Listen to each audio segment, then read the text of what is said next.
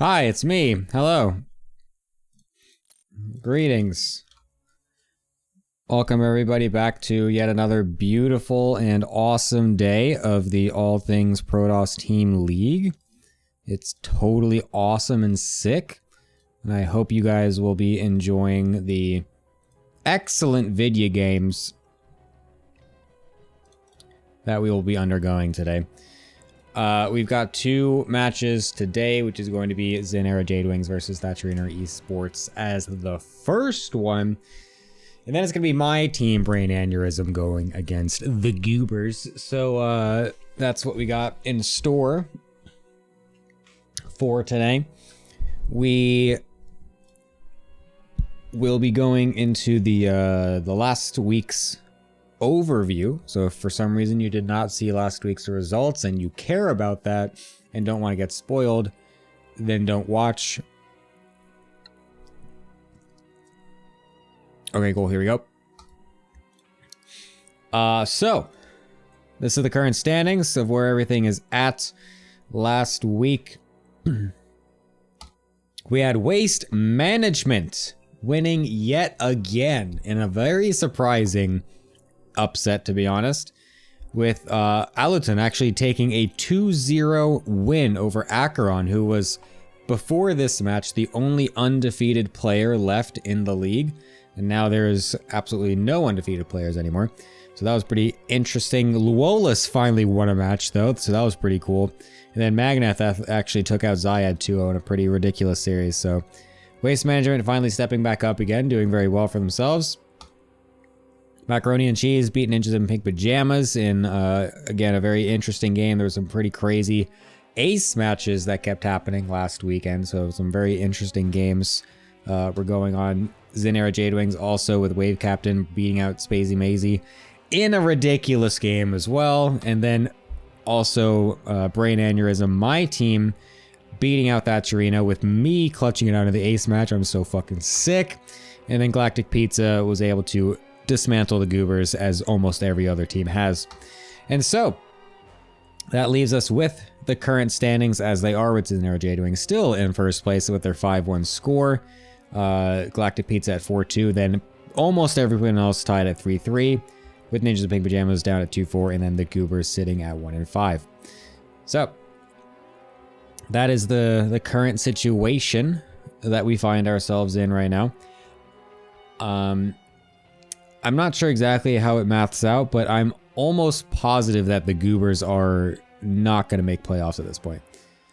How many weeks do we have left? We have 1, 2, 3.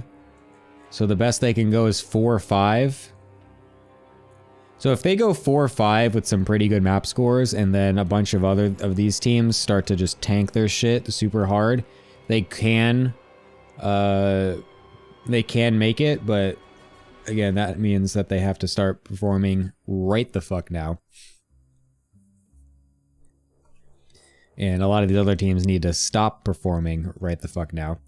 So it is technically possible, but it's getting extremely, extremely unlikely. If they lose today, then I think it's essentially over for them. So this is an extremely important week for the bottom half of the standings. But anyways, that's enough of that. We have ourselves two awesome, amazing individuals who are joining us. Oh. Hello. As I interrupt your amazing conversation to yes, you interrupt us twice. Twice? How's that possible? Yeah. You dragged us down here while we were talking. Oh, get fucked. That's once, and now it's the I literally time. thought about that when I did that. I was like, I dragged you guys down. I was like, what if I just yeeted their convo for some reason? We were talking about Danish tap water. Yeah. What? Yeah, why? That's pretty great. Why wouldn't we talk about Denmark? I think Denmark is a good country. Yeah, After same. Same. Okay. Anyways, hi, Spacey and Jackie. Welcome to the analyst desk. How you guys doing? All right, I'm doing great. I was doing great until you interrupted our conversation. Yeah, whatever. So we've got an excellent match coming up here today, which is going to be XinEraJadeWings against Thatcherino Esports. The series are going to be Wave Captain versus Frogos, Heroku versus Goat Puncher, and Iberi versus Tolo. So that's what we got in store for ourselves right now. Mr. Spacey, what are your thoughts on this upcoming match today? Well, if I don't see a 1 base 4 Rex from Frogos against Wave Captain, I'm going to be incredibly disappointed. I want someone to revenge me with my own build, so that's what I'm hoping. But isn't Frogos the famous Reaper guy? Yeah, he's the guy. Yeah, okay, so he's going to do something in his own base. So it's all right. I look forward to it. And then we got 2 Zergs, so that is mega insane. Yeah, that's true.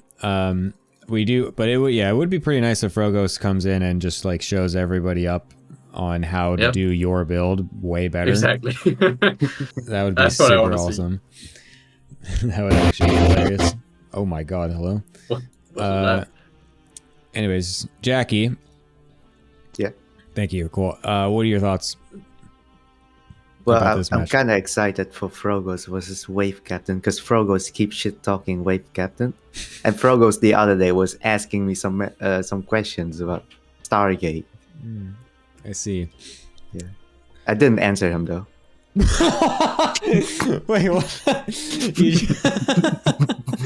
So you just ask? You just wanted to share the fact that he was asking questions that you then you just promptly denied. On him. Okay, interesting. Yeah. I don't think Frogos is the type of all-inner that goes 4x in base though. He usually all-ins with tech. Well, aside from his Reapers, he likes his tanks all-in, and then usually after Reapers he goes into 2 base and then he all-ins again. I'm not sure if Wave Captain prepped anything. I see. Yeah. Well, but last time I played Frogos, I destroyed him, so without any prep. I expect the same for Wave Captain. Sheesh. Some big words coming out from the player that's not playing in the match right now, so that's cool. The player who always goes 1-1. Yeah. Yeah. Froggy also apparently saying that you went 1-1. Well, that was before that time. There was one time we played in a clan in-house tournament. I shat on you while scratching my butt. Whoa. Anyways, Haruko versus Goat Puncher is gonna be a fun one as well because Haruko is gonna ooga booga, and I don't know anything about Goat Puncher, but he seems like a nice dude. And then wait, how is Heroku and Goat Puncher in the same pool? What the fuck? Yeah, isn't Goat Puncher like Diamond and Haruko like 4k4? Yeah, what? That's got to be an off-race match, right? Okay, that I'm that imagining. would be interesting. That would be huge. Surely that's an off-race, right? That wouldn't make any sense if it was. Oh, the last match is kind of fun as well. Yeah, this whole thing is actually pretty sick, to be honest. Yeah. Isn't Ivory the person that frequents our Strat Talk channel? Yeah, Ivory's all over the fucking place in our server. He's kind of goated lately. I watched one of Tolo games once. I never want to watch it again, but he's good entertainment. Yeah, and me and Frogos keep shitting on him posting pasta pics. Wait, what? Just want to... What? Yeah, Tolo would make pasta and then post it on the Discord, and then me and Frogo. Well, I ping Frogos and then Frogos start flaming him. Okay, some interesting lore back there. That's fine. Yeah, lore. Goat Puncher is 4K and Haruko is 4K. What? Wait, Heroku's only 4K? What the fuck? Why do I think Heroku's way better than 4K?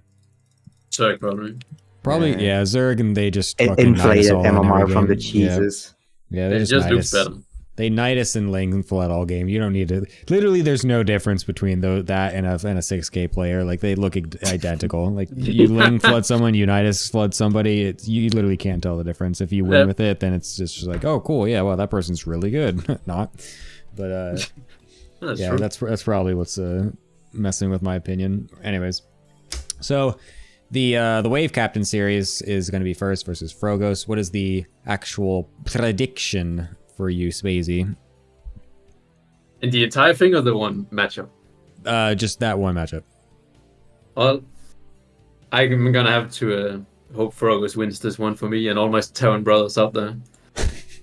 Says the Zerg player.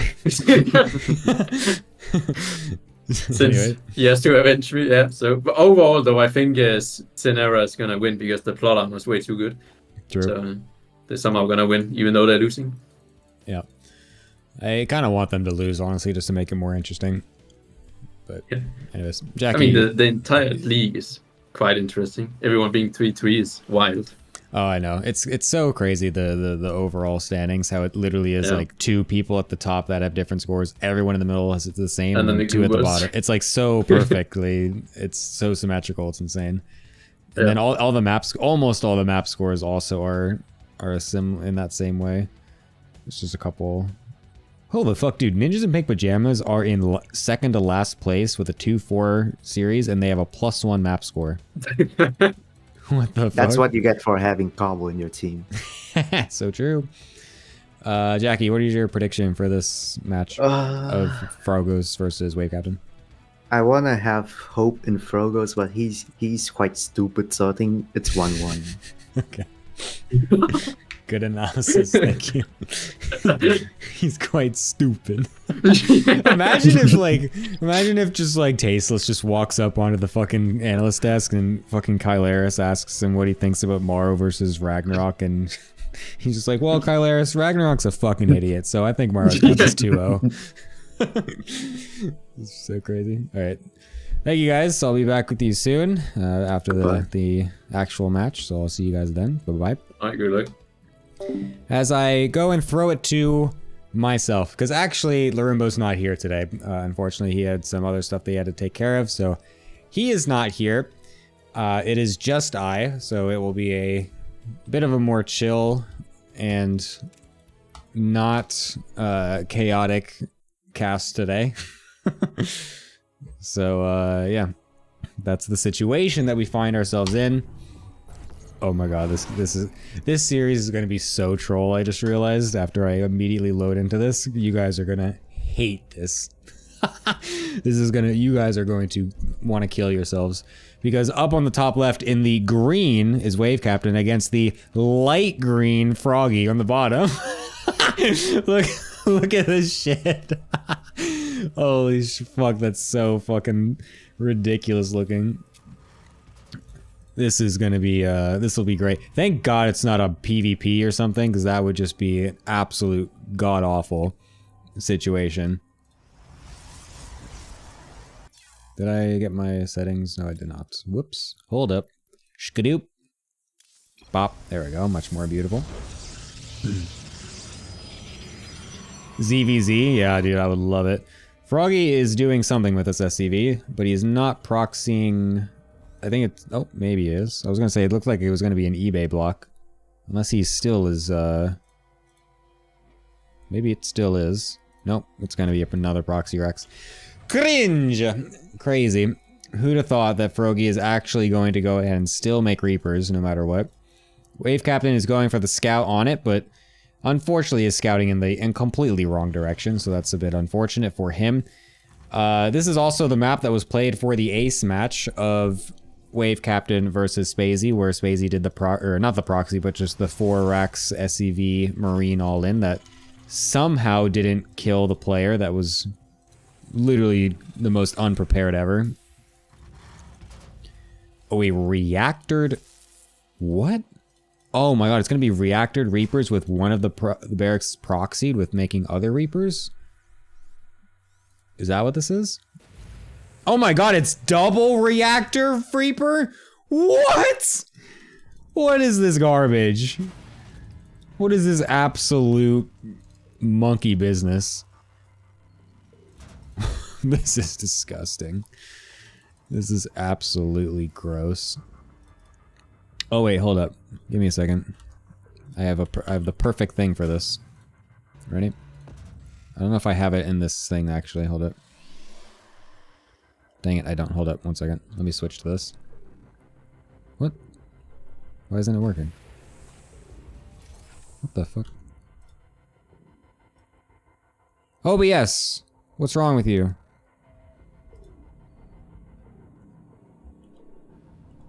So this, right There we here, is disgusting. There we go. Okay. Anyways, I thought my OBS just, or my, whatever you call it. My, Stream Deck just decided to not work there, so that was very fun. Anyways, Artosis is correct. It is extremely disgusting. Here come the— what is that fully walled off? Oh, Wave Captain moment. He does have a battery in his main already though, so that's very good. But these Reapers should not even be up here. Oh, there's a bunker down here as well. Wait a minute, why is Wave Captain on one base, by the way? Oh, he scouted it. Okay, never mind, sorry. So he saw exactly what was happening. Just decided to not wall off properly anyways. Seemingly as a bait to just let the Reapers come up anyway into the shield battery. And now he's just making Stalkers off of one base against a shit ton of Reapers. Eventually we'll be going for Blink, I assume. Frogos is running back home with that barracks, going into a factory and another command center. Interesting. Obviously finding that he's not going to get much damage done with the initial Reapers, given that Wave Captain is just sitting on one base. I don't know. I don't think this reaction is correct from Wave Captain. I don't think there's any reason to not expand in this scenario, because it's so hard for Reapers to deny a Nexus. And I'm going to be honest, defending against Proxy Reaper, especially if you know the player is someone who only goes Proxy Reaper, is not that difficult. I'll just go ahead and say it. Literally, if you just make Stalkers and then just have shield batteries in decent places, that's literally all you need. I defended Universe's one base Salt 3 Rex Reaper all in after not even knowing about it. And it was just not even, I mean, it was like kind of sketchy for a little bit, but then I was just like, oh wait, never mind, now I just win, haha. I don't know. I don't think there's any reason to not take this natural. Because that is just now putting himself super far behind. And it's like, yeah, sure, you stopped the Reapers from actually directly damaging anything, but that doesn't actually mean that you didn't take damage, because now you're sitting here with a Nexus that is barely a quarter finished, while Frogos's CC was, well, I was going to say it was about to land, but then he just didn't do that. The thing is that Froggy also doesn't realize that there is not a Nexus, or that there is a Nexus. He thinks it's just going to be a one base Blink all in. Oh my god, the cancel got off. What the? Frogos should at that point, okay, I was going to say, he sees all the Stalkers home, so he really should be throwing that CC down to the natural there. So that is very good. A Disruptor Bay immediately, which will probably actually be for Colossus.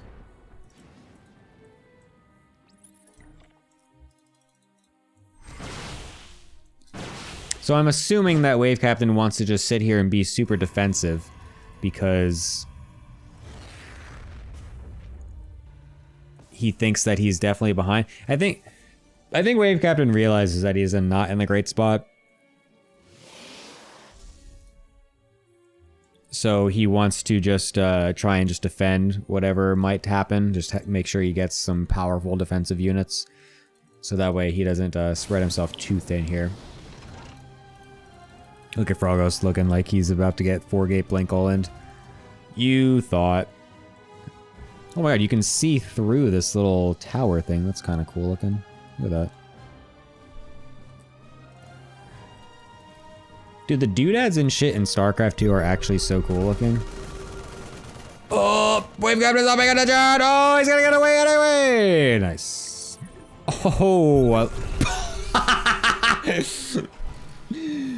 I was about to say the fucking balls on this guy to just send it into siege mode right after it gets out of scan range. Just be like, ha, you bitch, you didn't get it. And then the immediate second scan. Which I don't even think is worth it at that point. Especially since this natural is already so late. From the fact that it was Proxy Reaper. He's got 33 SCVs throwing down 2 scans one after the other. How funny would it be if he just sends 2 scans to kill that thing, and then he was actually proxying a Dark Shrine while that all happened, and he just sends in DTs? That would have been the funniest thing imaginable. It's an SCV pull, though. Wave Captain is going to have a hard time scouting this since he just lost that observer, and this army is extremely large with 3 tanks in it. It's going to make it a difficult hold for sure. Just now seeing the SCVs, Wave Captain having to pull back here. As the tanks get some decent shots off. Oh my god, incredible shots off all over the entire army. Wave Captain finding himself in a bit of a hard spot right here as the other Colossus will also get killed off on the rally there. Frogos doesn't really have that much economy behind this because he's totally all in with that SCV pull. So he needs to be very careful with these units, doesn't want to overstim as well. He doesn't even have combat shield, by the way. So these Colossi, if they can actually connect, will be pretty good. Holy shit, the recall. Thankfully that battery was there to, that actually is the first time I ever realized that batteries heal units being recalled. I never really knew that. Oh my god, but the tanks are still so ridiculous. The focus fire on the Colossus is huge. As Froggy gives Wave Captain, actually, I think only his 2nd loss in this season. I'm going to double check that real quick. Yes, Wave Captain before that game was the highest performing player at 8-1, followed by none other than me at 7-2. Holy fuck. But now he is now tied at that 7-2, so if he loses this next match, then I am the best in the whole thing. So we'll have to go ahead and see what's gonna happen in this next game.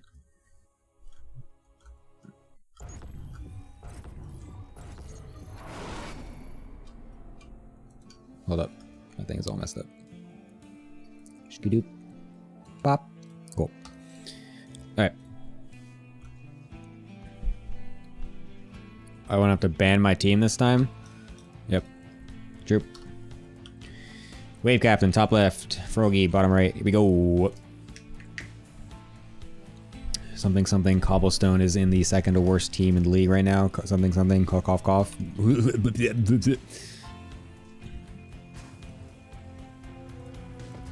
Will Froggy go for Reapers again? Is the question.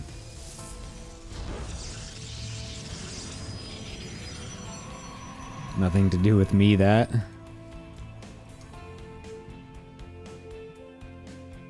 Cobblestone, you are 4-4. What are you talking about?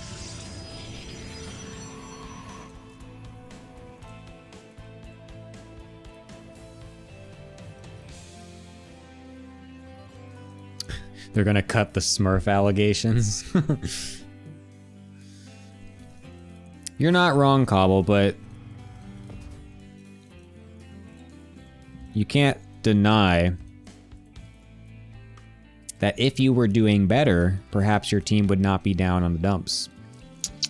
That's all I'm saying.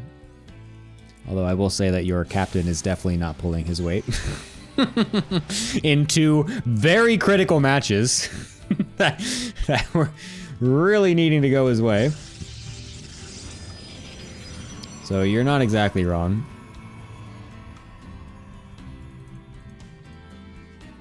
Will Froggy put the bunker behind the minerals? That would be super cringe, but it would honestly be super good, I think.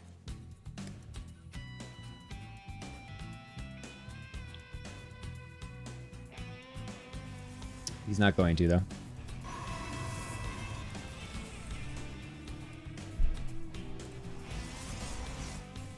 Froggy is going to actually play a normal game, it looks like. Can't wait to see how quickly he dies. Oh, he's going to go 3 racks, of course. Never mind.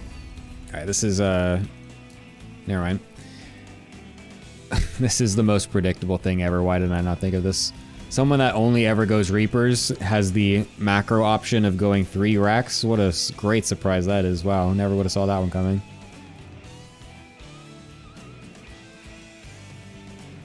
Stargate out of Wave Captain, as he does enjoy going for that Stargate. Reaper will bounce on up. Should be able to get into the main as well to be able to get a scout. Instead, decides to just run away for no reason, even though it's extremely easy to get into this main base and see that. And there's no chance for a second unit to be out at this point in time. But it is what it is. Frog is the goat. Okay. Okay. Oracle into 3 racks, not gonna lie, this isn't exactly the greatest matchup for the Protoss. Actually, I couldn't, wait, what? Dude, Wave Captain, do you understand how walls work? Someone get the guide. Someone get the guide. That is 2 games in a row that he fucked up the cliff walls. Jesus Christ. Someone link the guide.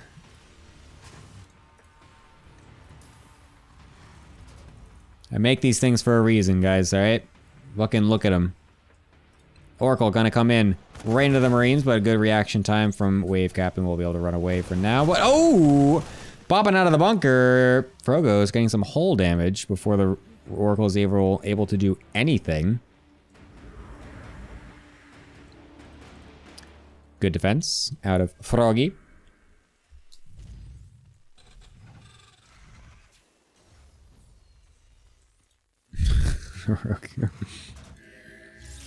Stasis ward on the 3rd base, kind of cool. I would have rathered him actually just put it right here, because it's not like this 3rd base is going to get taken anytime soon with a 3 racks. It's more likely that he's going to just walk all of his units straight into the stasis ward. Making a wait, what? Why is he making 2 Phoenix? What the fuck? He's making 3 What am I looking at? Why is he going Phoenix charge lot against a 3 racks? Is Wave Captain just going to die?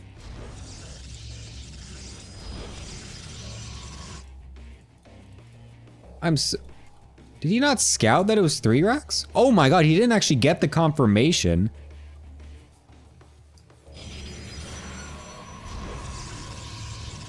I mean, surely seeing the number of Marines on the field should have been able to fill in that blank if he didn't know. But this doesn't look like someone that knows that there's not a single starport unit on the map right now, yet alone a starport being made at all. As, yeah, these Marines are just gonna walk right in here. We have Zealots without charge and a couple Phoenix against a shit ton of Stim Marines. Thankfully that was a cancel at least. Battery gonna get instantly gibbed. The recall was going off into the main base as well. I mean, Wave Captain is just unbelievably fucking dead. The last stim will make it so that way the Marines will actually die, but I mean, killing what was, I think, yeah, 18 probes.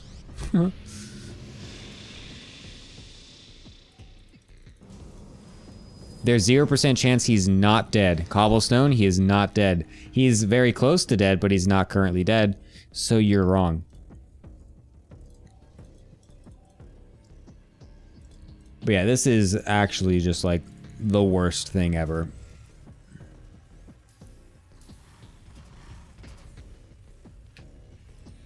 I'm just gonna chrono some probes, Copium, so true. If we just chrono the probes a little bit, we can just get our economy going again. Oh, Zealot, Charizard Phoenix is really good when we can just have a good, strong economy, guys. It's okay, I'll be there soon.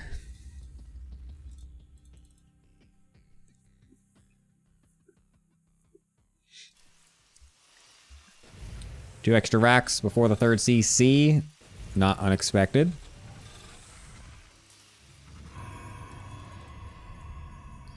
I mean, literally all Froggy has to do is just wait for 2 medevacs, walk across the map and win. Although somehow I feel like his army is not that large for the situation that he's in right now. Something has gone wrong, I feel like, in his macro. Well, I mean, he is floating like 500 minerals. I feel like maybe these 2 extra barracks were late or something.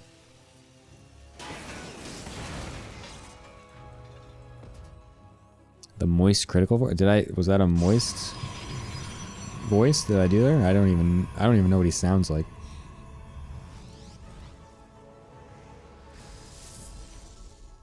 Storm, there's a chance. Hopium.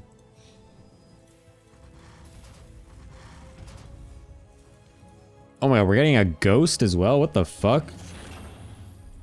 Holy shit, it's 2 bases and we already got ghosts coming out.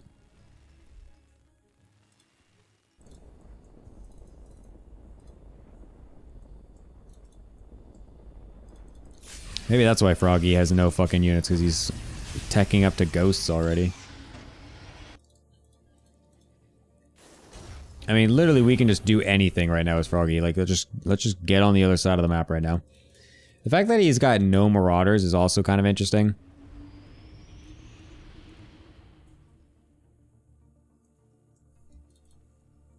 The scout will barely miss the entire army moving out, which is extremely unfortunate timing, as he will be completely unprepared. Some nice Templar spread around here, though, to make it so that way hopefully a storm can land. EMP getting used on the Archons. A nice storm as Frogus is doing his best to completely throw away his lead by walking into every storm possible. Well.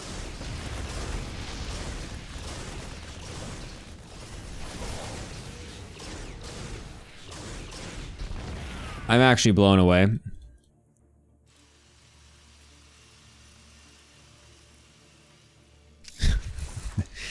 No way is he gonna fucking lose this game. No way, Frogos, you don't. This is... How many storms we got? We got 1, 2, 3. Oh my god, we have a lot of storms. The double storm in place. The triple storm in place, though. The most inefficient storm usage I've ever seen, but I don't think it's gonna matter. Because now Frogos suddenly has absolutely no units. And less SCVs. What the fuck happened this game? What's it? Oh, nice little morph on the Archon to dodge out the thing there. An interesting recall with nothing back at home to threaten us. How did this game switch like that? What the fuck did Froggy, like, Froggy was so far ahead. And don't just say, oh, it's storms, because there was definitely something that went wrong leading up to that point. Froggy's army was way smaller than it ever should be.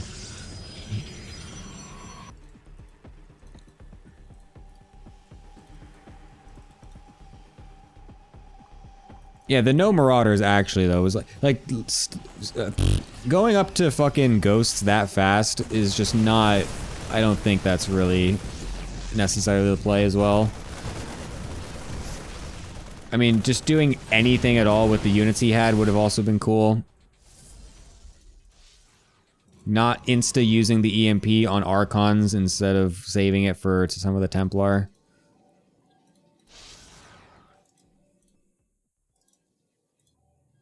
The ghosts were correct? Yeah, possibly.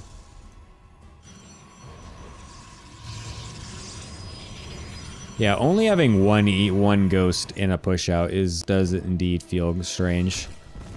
I feel like do like a drop or two and just make sure that the units, the medevacs stay alive with the units above anything to just buy some time and hopefully spread them thin and maybe get some probes while you get a couple extra ghosts out, and then go for a push with some Marauders to help out too if you can find that. I think would probably have been a better overall game plan leading into that mid-game. But here we are, anyways. Still in this game. Frogos has not died and has still found himself back on a decent SCV count. Got 2-2 on the way as well, but the double Colossus switch coming out of Wave Captain will be extremely threatening considering the fact that there is not a single Viking on the field for Mr. Froggy. How many medevacs does he have? He's got 5. He definitely could be making Vikings right now.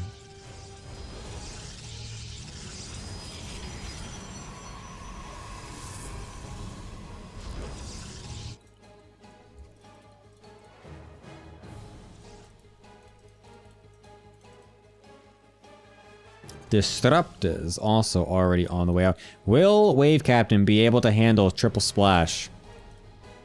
It's not exactly as much as Terran loves to meme about late game Protoss. Triple splash actually is not that easy to control.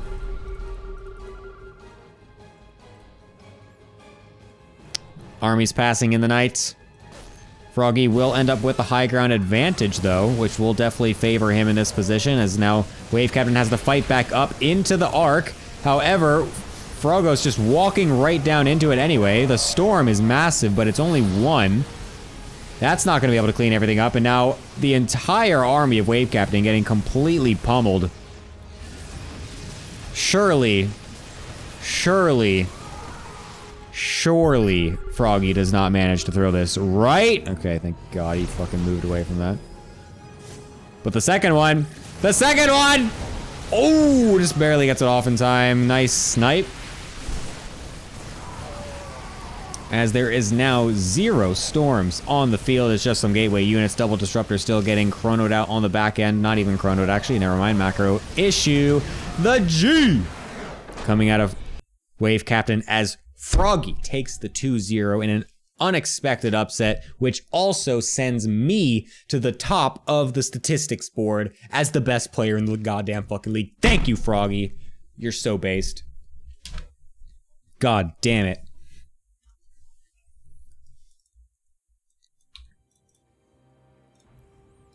Anyways.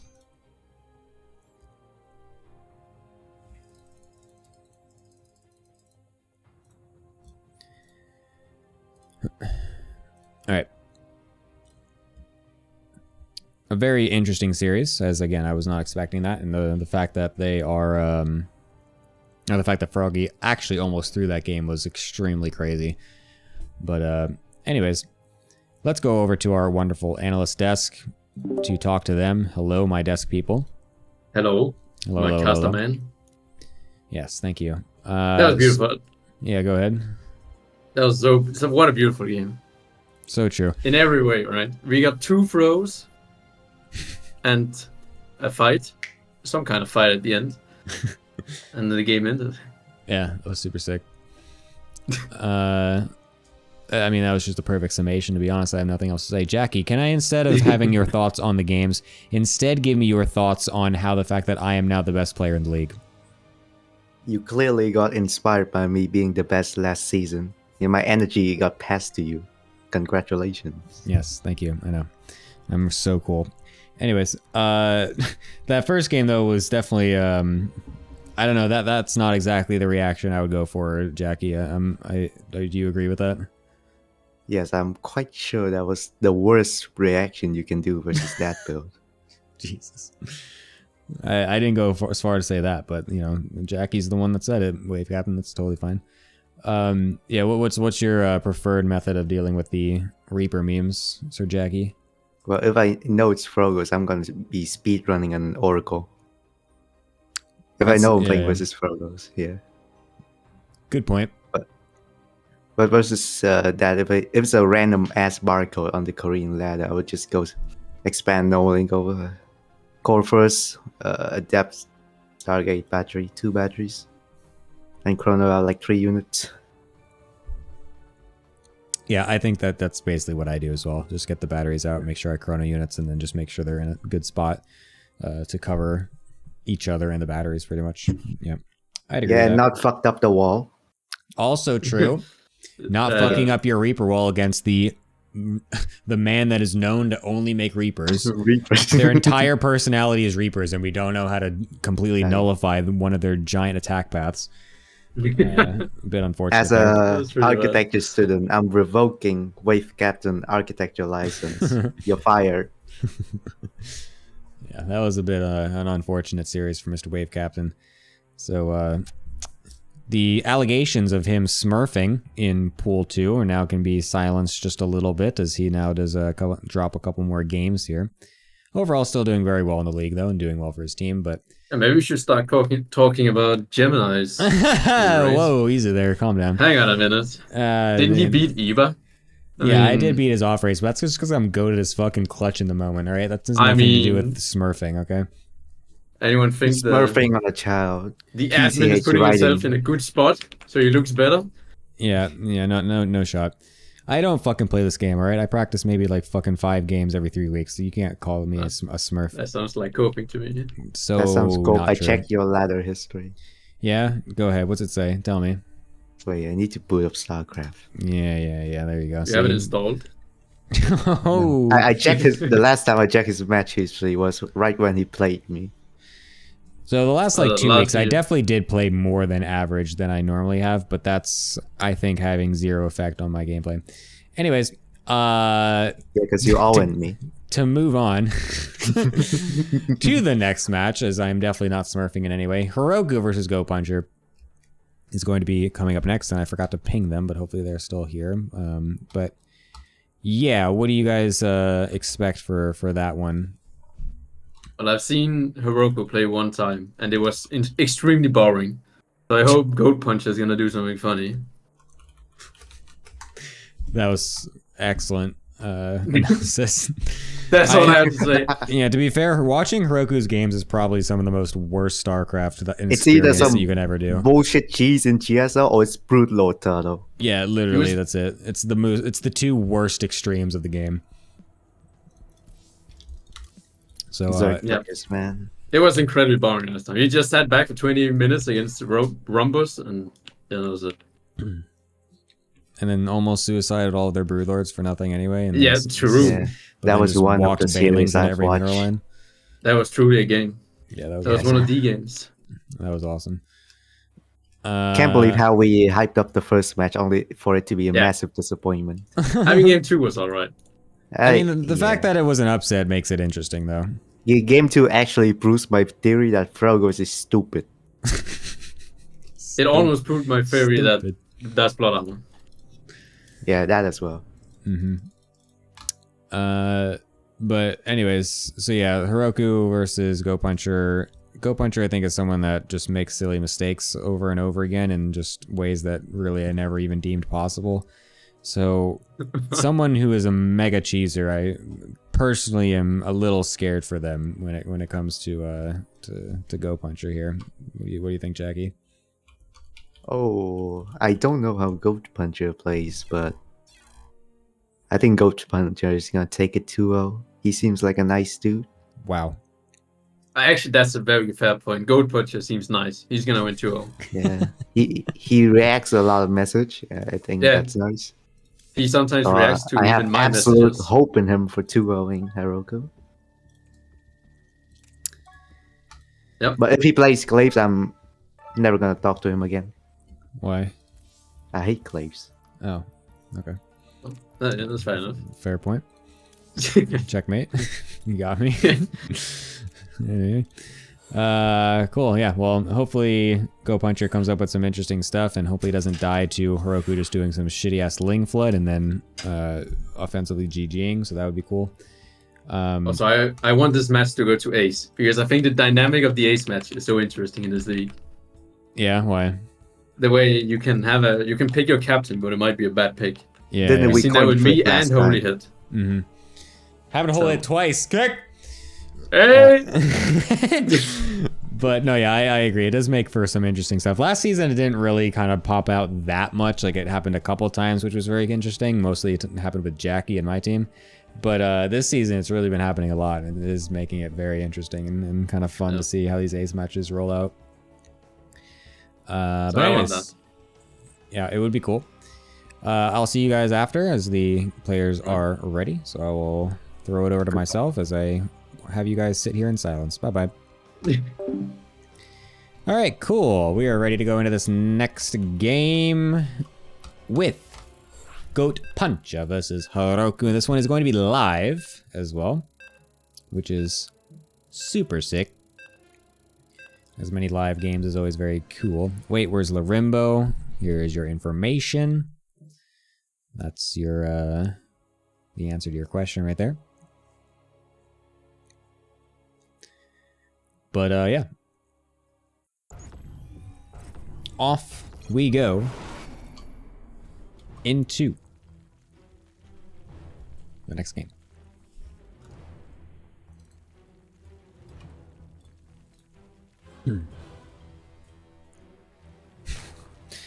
Eating a 7-course pasta meal, lol. Now, Larimbo had some stuff that he had to take care of today, so he said he could not make it, so that's fine. No problemo. Mr. Heroku's over on the top left, and Go Puncher, the one who punches goats, is on the bottom right. The anti-racist police. He's stuck in the Matrix by the anti-racist police. Oh no.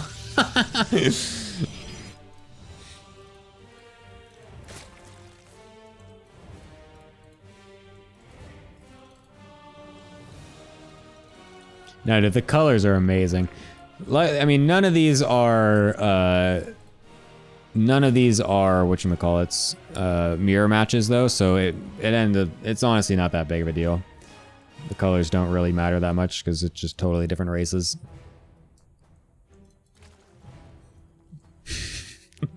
Thank you, Yuri. Ever since I've been listening to Larimbo more and more, it's like it really has just rubbed off on me so much. It's fucking cringe, bro. It's cringe. Oh my god.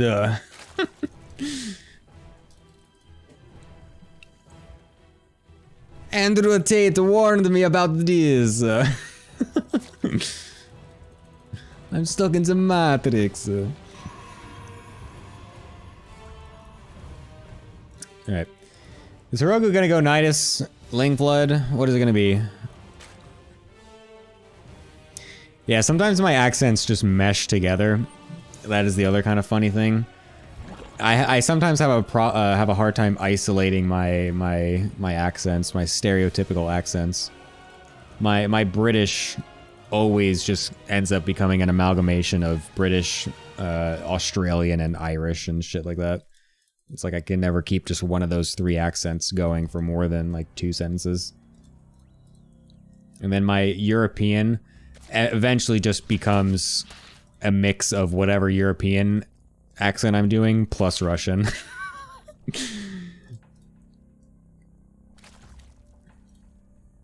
Can you hear Aussie? No, now I feel pressured. I'm gonna fuck it up and it's gonna sound super bad and it's just gonna embarrass myself. You have to let it come naturally, you know?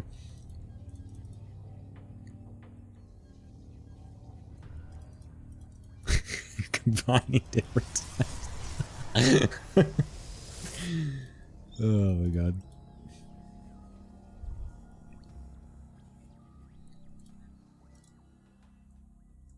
Do you know Russian? No, I don't know. I literally know like 3 words. Da. Privyet. Babushka. Babushka is just one of the all-time goated words, to be honest. Oh, double creep tumor coming out of Coat Puncher. Nice. Triple! Nope, almost. Could have had that. Why do I always... I know how to say thank you. What is... It's, spasiba. There you go. Spasiba. So I watch a bunch of Bald and Bankrupt. So I've picked up a few words. Also, interesting is... what is it? What it's like it just sounds like interesting in English. It's like interessant or something like that. Interesna, that's what it is, right? Interesna. I always hear that guy say that word every 2 seconds. Ponyo, also, I know ponyo, like that, I think that's like okay or something, like, or I see. Like, oh, okay, I see, something like that. Anyways. It is a Nidus all in, yet again, as Heroku is not changing up their strategies ever, and continuing to be the cringiest player of all time. Go Puncher finding 0 information on that, and seemingly altering their build in also 0 ways to accommodate the fact that they might be getting all in by someone who always goes Niduses. And it looks like they're probably going to just fucking die, because they have literally nothing to defend this. Out come the queens, up comes the second Nidus. Ling's trying to break through the front. No Ling's coming out of the Nidus just yet, so that's interesting, but the threat is there. There we go. Stuff getting held up at the front, that's pretty good. So GoPushers honestly, the fact that Heroku did not immediately come out of the Niduses with Lings here to really immediately shut all this down is actually kind of hurting them just a little bit, but the queens still have a lot of energy. And now the rest of the Lings finally getting on through that Nidus Swarm will be able to surround the rest of the units here, and that is the GG. That's what I'm talking about, man. Like, you see a game like that out of Heroku, like 5 times, and you're like, wow, this player's like 5k plus, right? And then you look at their 4k MMR, it's like, oh yeah, that's right, I forgot. This literally doesn't look anything different from a high-level game. It just... someone goes Lignitis, it just never looks different. It's extremely difficult to look at a Lignitis game and identify like, oh yeah, this player is a bad Lignitis player versus a good Lignitis player. It's like,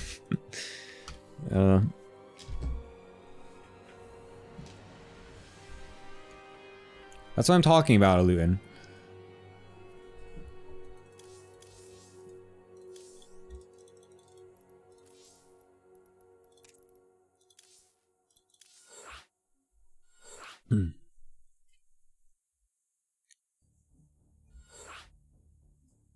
Imagine playing Zerg, which is cringe, and choosing to do the Nidus all in, which is double cringe. Even worse, French.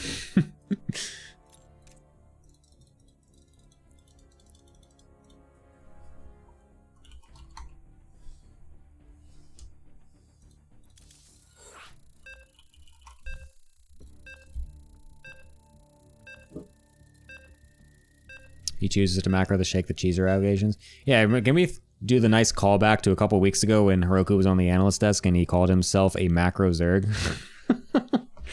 That was the funniest comment of all time.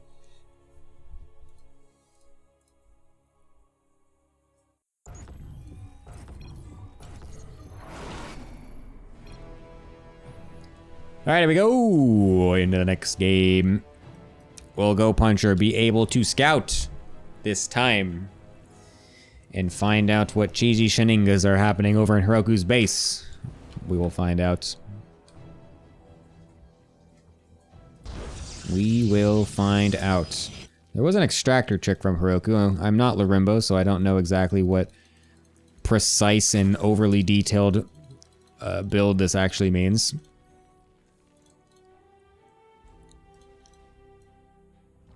Is a fast 15 hatch. What the fuck? It's the Serral opener. Another extractor trick. What is this build?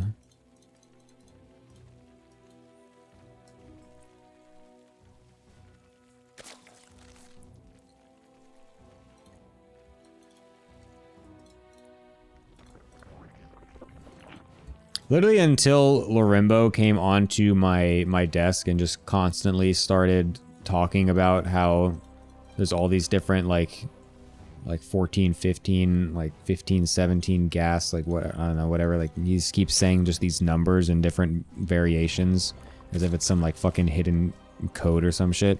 Until that point, I literally didn't think Zergs even thought about build orders. It all looks fucking the same, and it all ends up in the same spot. Which is me destroying them with my fucking massive-ass Zealot Archon timing push. And then eventually Disruptors.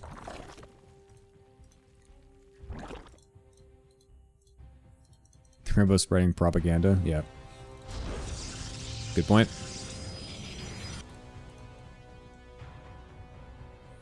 Eric getting his build stolen, lol. Yeah, I remember seeing the Reddit post about that. The fact that Serral stole it.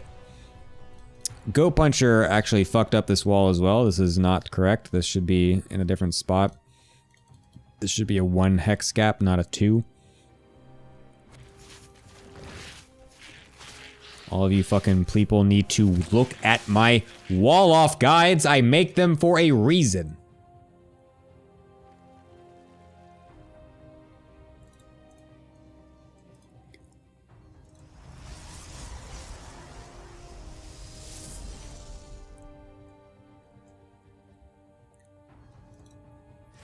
Adept Shade actually finishing to get into the main here. Will scout the fast Nidus. Well, you didn't really need to finish the Shade to get that scout, but it's kind of neat anyway. Unfortunately, Go Puncher also is not walking on the outside of creep, so that will damage the whatever you call it, Adept quite a bit. Does get a drone. 2 in total. So getting the scout, getting a couple drones, yeah, it's not the worst thing in the world. It's honestly not that bad.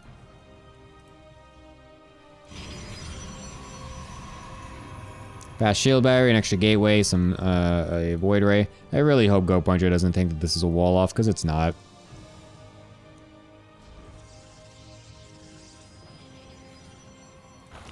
Oh no. Oh no, don't tell me. Don't tell me we're gonna play 2 base swarm host. Oh god. Oh. Oh. Oh.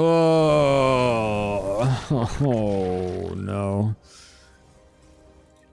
Oh dear lord.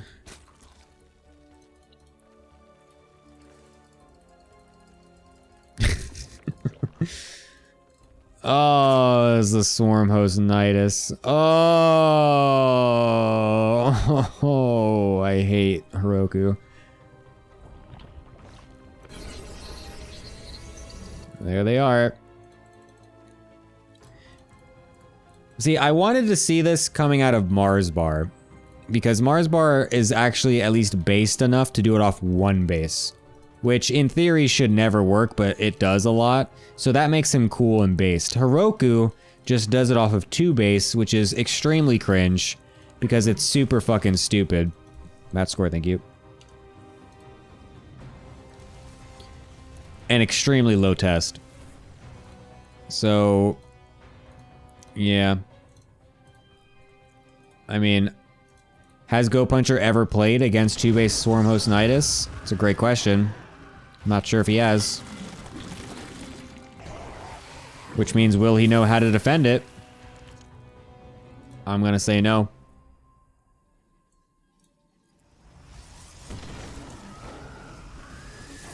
Here come the first locusts into the main base. A pull from GP. But again, this doesn't exactly look like a person that knows how to deal with this type of opener. These Void Rays, this Void Ray needs to be patrolling around and trying to find these Nidus. He's actually found one of them. He needs to be killing that.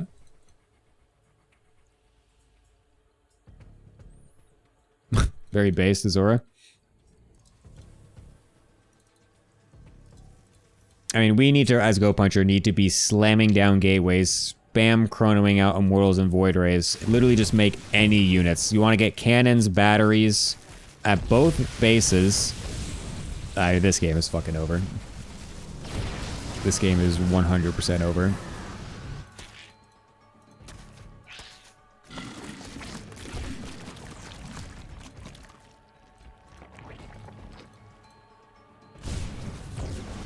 Yeah, I mean, there's just... Go Puncher does not know what to do right now. Although, if he catches some of these swarm hosts... Oh, just kidding, you can load them all up in half a second. Ho ho ho, no punishment. The double Nidus right next to each other is pretty funny. And now I'm over here. And now I'm back over here again. Ho ho ho. Oh, I'm so skilled.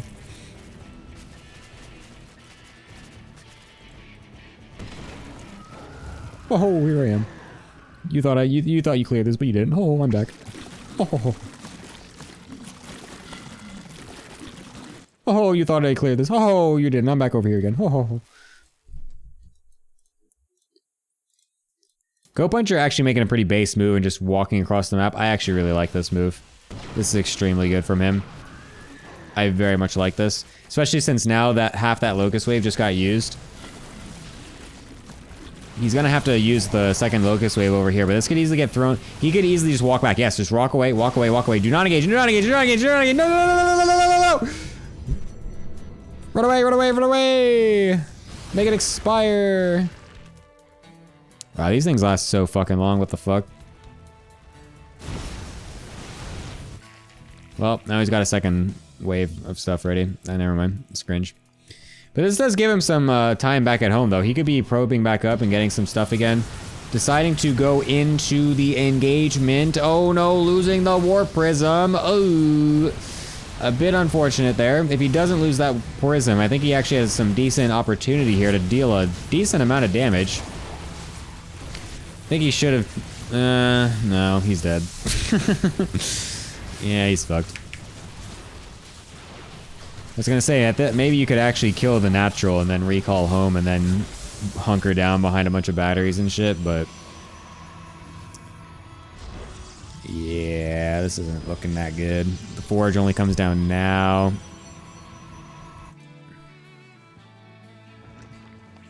There's still free units, yes, but at least it gives you some, like, it gives you some breathing room and some amount of leverage at least. I'm not saying he's going to be in a great spot, I'm just saying it's definitely better than what the current situation is.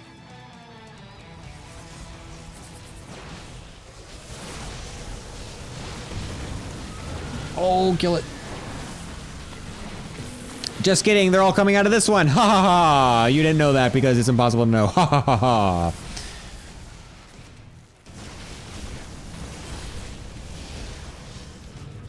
God, this is the most cringe strategy of all time.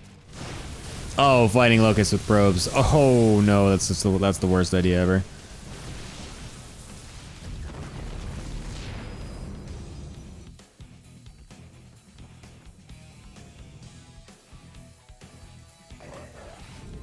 Ba-da-dum, ba-da-dum, ba-da-dum, ba-da-dum, ba-da-dum, ba-da-dum, ba-da-dum, ba-da-dum, ba-da-dum, ba-da-dum, ba-da-dum, ba-da-dum. This game is so fucking over.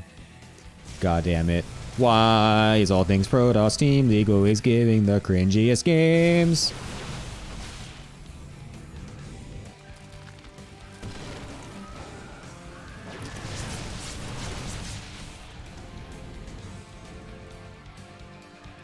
I have nothing to say. There's zero things to say about this, honestly. Go Puncher is just holding on to maximum levels of copium right now. And that's about all I can say. Tries to get on top of some of the swarm hosts, will do so, but then is immediately forced back as all the locusts get spawned.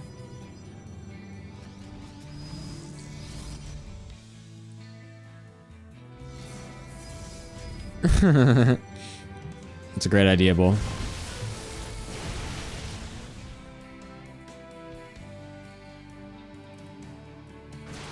Magnath, you are pool 3. Oh my god, the Ravager Vile's over everything. It's over. GG. As Heroku cringes himself to another 2-0. Evening up the score, leaving everything in the hands of Iberi and Tolo. I am extremely excited to see what that entails. Can I just take a moment and have you guys look at this? 2.5 minutes of supply block time that game, compared to 16. Go Puncher was the superior mechanical player that game.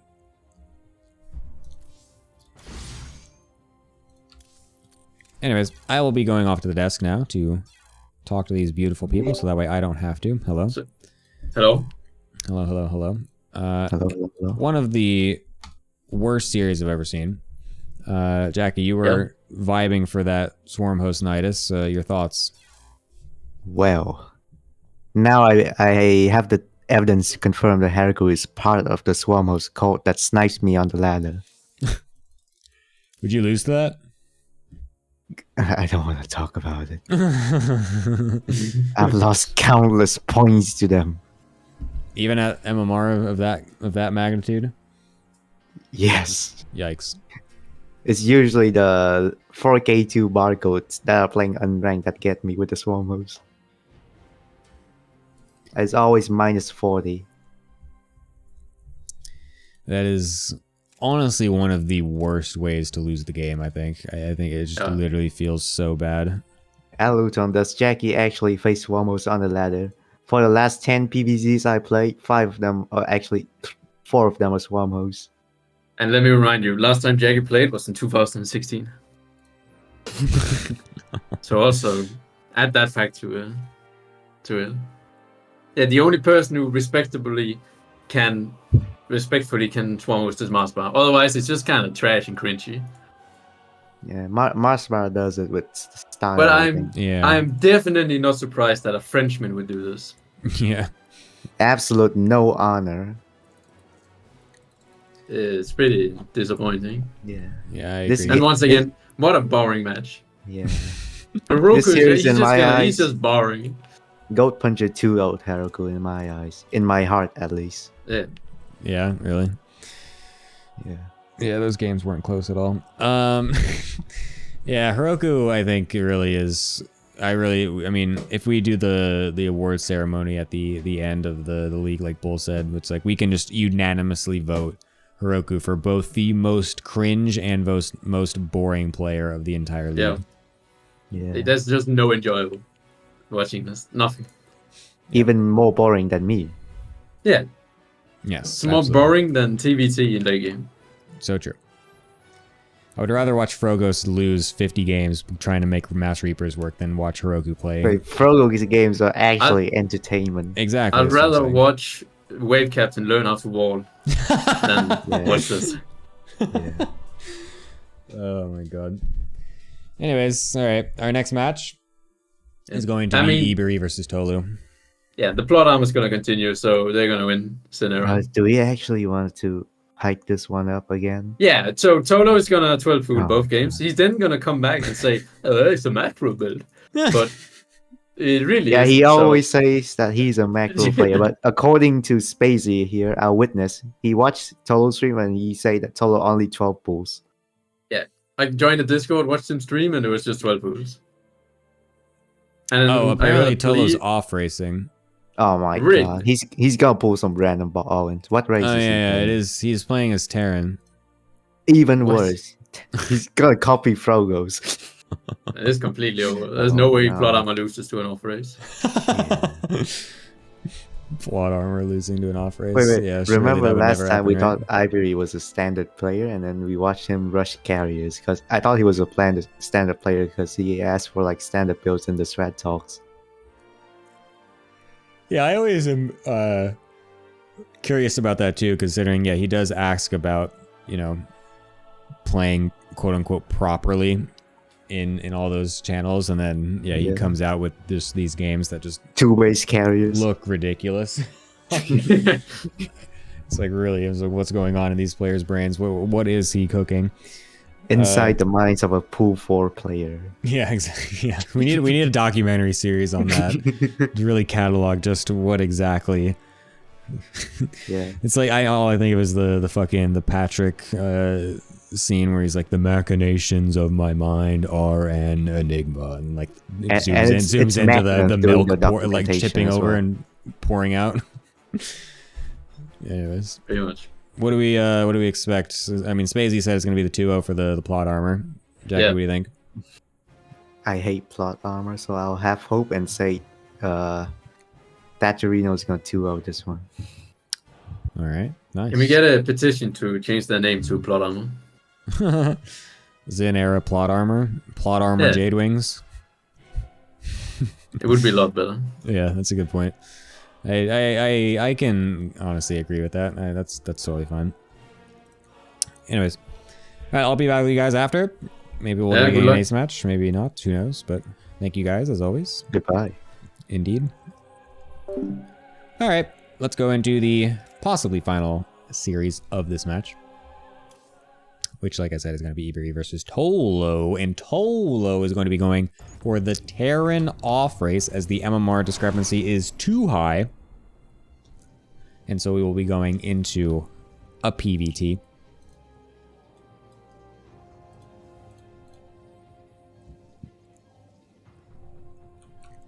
Ebury on the top, Tolo on the bottom. Apparently Tolo's off races are about the same MMR-ish, I think.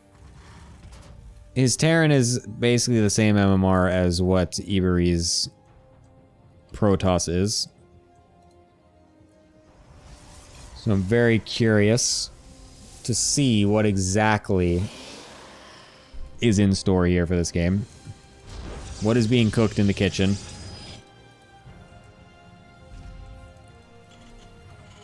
It's not a proxy or anything, which I'm a little bit surprised about. I honestly was expecting at least one of the two players to throw down a proxy. I feel like the go-to build for a player off racing is like a proxy Rax or some shit. Because let's be honest, does that really take any amount of skill to throw down a couple barracks on the other side of the map? and A-move some Marines.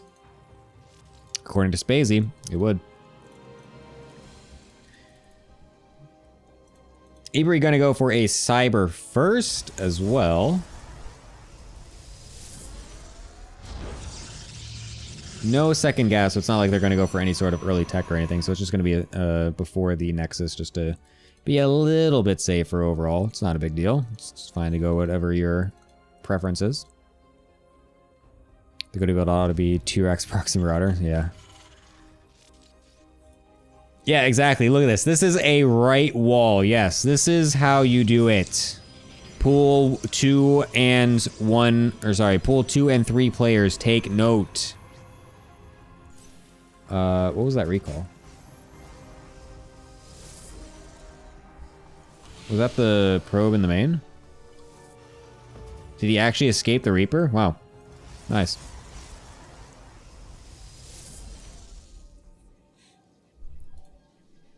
Extend Protoss has a chance to win. Angrath, no, shut up. Terran Cheese is also busted as fuck.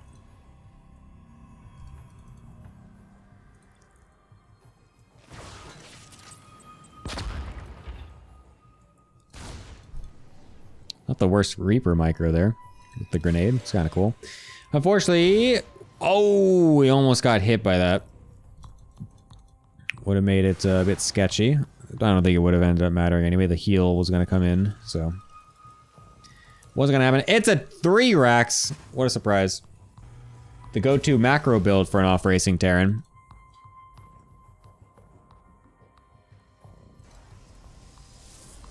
And it's going to be an Oracle first. Oh! We already saw how this went the first game. The first series. This is not the matchup that you want as a Protoss player when you're opening for Oracles. Let's see if Ebury can teach Wave Captain a thing or two and pull out the dub in this build order disadvantaged situation. Will it be a second Oracle? A Void Ray. What? Wait, what? Holy Giga Chad moment. Hold up. Double gas as well. What is he cooking? Let him cook. Walking into a bunker. Interesting decision. Instead of trying to go for either of the 2 mineral lines, we decide to headbutt a bunker just to double check that there are in fact Marines inside. And now we walk away. Not the most optimal Oracle I've ever seen, but it is what it is. A second Void Ray. Oh my god.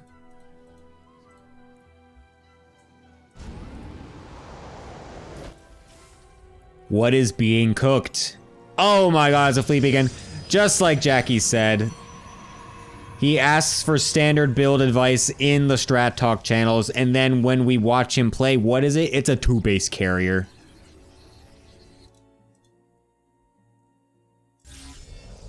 Stasis War getting thrown down at the front, which actually would completely literally miss off the units that would go into the natural. They would have to hopefully go and check for a third base over here, but this does not actually stop the default attack path. The Reaper somehow also skittering by. Doesn't a 3 Rex just kill us? Yes. However, this is an off-racing Zerg playing a 3 Rex, so anything is technically possible here. Oh my god, the Reaper is also going to bait down. Wait a minute. Wait a minute. This could be so Giga Brain because yes! Oh shit. Owned. Absolute Giga Chad move from Ebury. And that's going to allow more shield batteries to come down. That's going to allow a carrier to possibly make it out, but we have no Chrono Boost energy. Another Stasis War. Does Tolo expect another one? No, he doesn't! Oh! Gets trapped yet again. We have overcharge as well. These Marines. Wait, what? Oh, they do have stim. I was gonna say, what? Oh my god. Avery. With the Giga Chad 2-base carrier rush. Finding an extreme success. A ping. As Avery face rolls his keyboard. Tolo on the back end getting a third base. He has his 5 racks set up. Not gonna lie, this is like actually like he's following the steps of this build correctly. Actually doesn't look that bad, all things considered. Too bad Alexius doesn't watch anymore.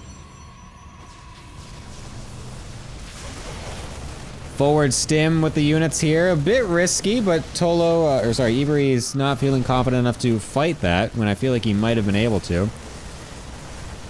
He's gonna actually kill the third base in a... I think they should if he... Yep, gets a cancel off. So that's actually still pretty good for Tolo.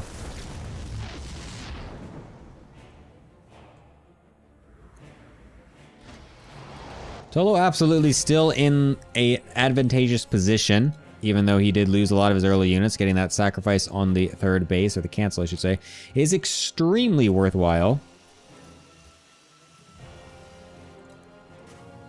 He needs to kind of start ramping up his own SCV production in the meantime, though, and also try to spend all this money.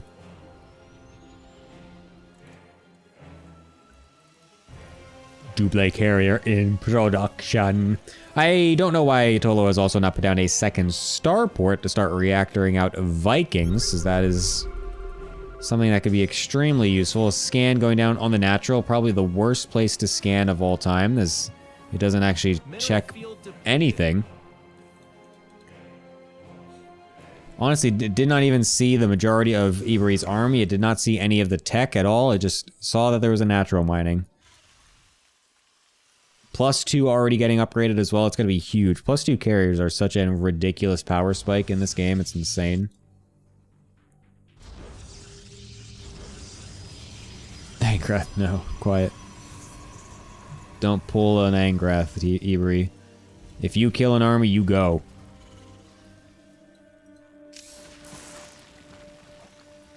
I mean, Tolo, I mean, we literally saw a 1-base Void Ray into carrier player, and we're making more barracks instead of another starport to chrono out Vikings. I mean, I know it's your off race and all, but, I mean, come on. Come on now. Come on now.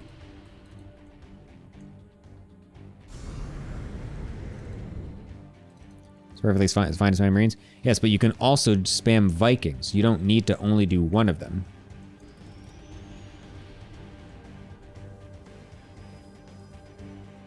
He has the money to do both.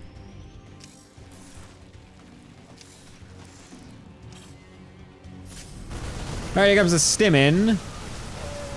Getting on top of the carriers, we'll be able to do just that. Sniping down one pretty quickly. The second one getting pretty close to dying.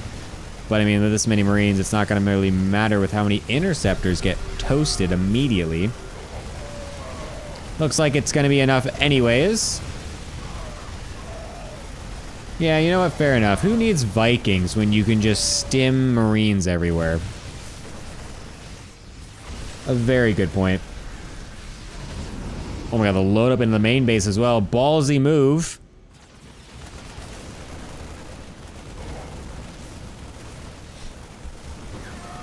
Drops some of them and decides to pussy out on the drop.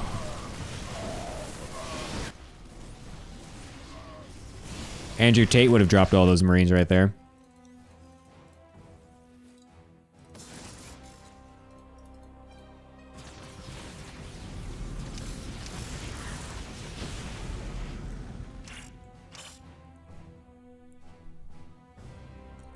Honestly, I can still see Iberi winning this.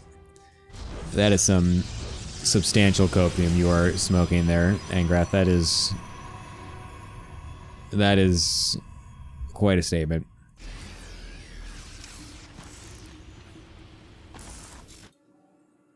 The double Colossus transition, that is something. Will the double Colossus, oh my god, a double expand as well. I kind of like that move. Iberi knowing he's super far behind. needs to take some kind of risk here. Overestimate the brain and skill size of the diamond player? Yeah. I don't think so. Not in this case. Tolo seems to understand the assignment, as he is not letting Iberi up. He is simply going full pedal to the metal. The Colossi aren't even going to be able to shoot. But when they do, it's too late already. Holy shit, this army will not die. Man with gun. Man with gun. Extremely skilled. Tolo finding his off-race win.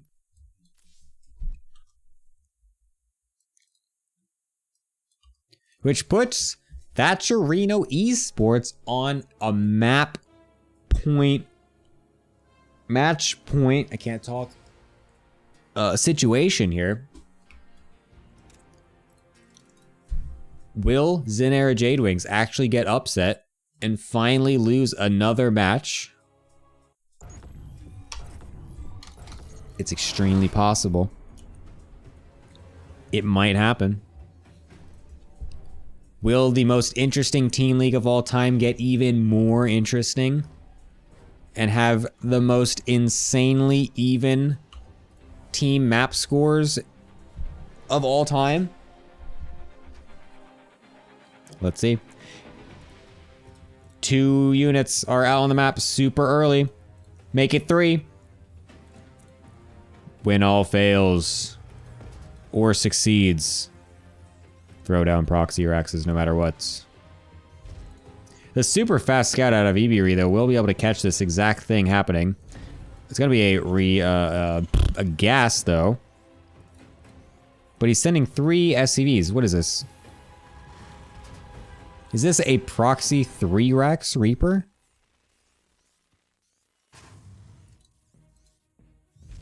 There's no way you can support 3 Barracks Marauder proxied.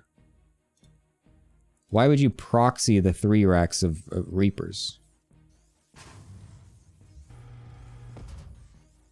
Unless the gas is a fake? No, he's mining from it. What the fuck?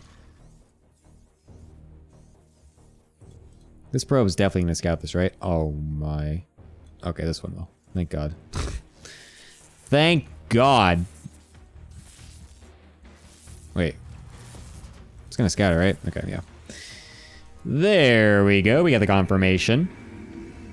But of all the maps to do this on, I don't know why this is the one we choose, because last game we saw that Iberi knows the wall-offs. Oh my god, he lost the SCV.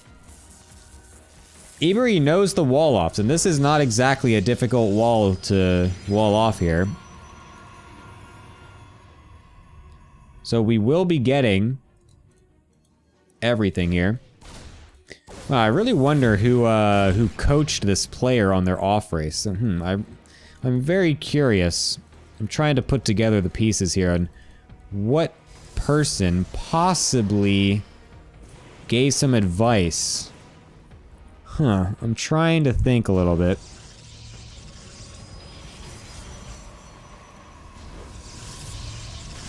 Alright, is Iberi's micro up to the task? Will he be able to deny the Reapers getting into the base?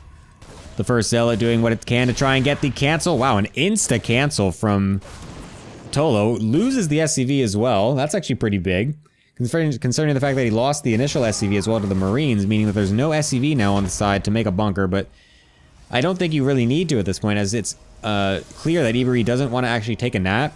So we just use this as a situation similar to the Froggy game earlier, where we can just make some Reapers and then we can just kind of go back home.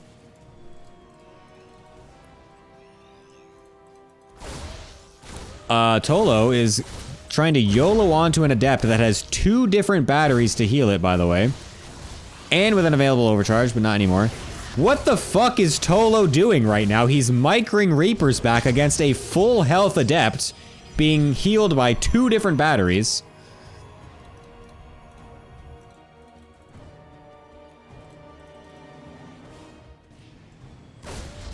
Oh, barely not getting that denied. That's actually huge right now, considering those 3 Adepts out. That actually makes it so that way you can defend this Nexus. If that probe gets denied, then there's no way the Nexus can get put down here. But now there is.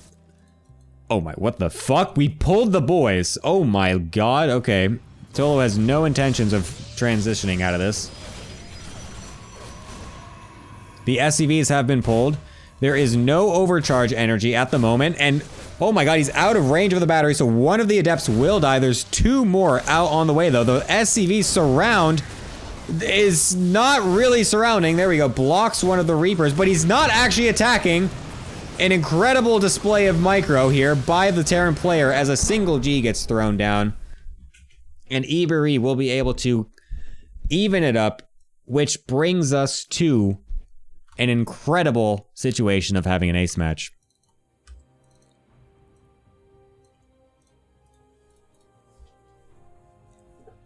That really was a great... That was such a Zerg moment. That was such a Zerg micro moment right there. Pulling SCVs and then we're just not attacking with them. We have... The whole point is that we just need to A-move with our shit, and we're not doing that. It's the only thing. Anyways, a bit unfortunate for Tolo.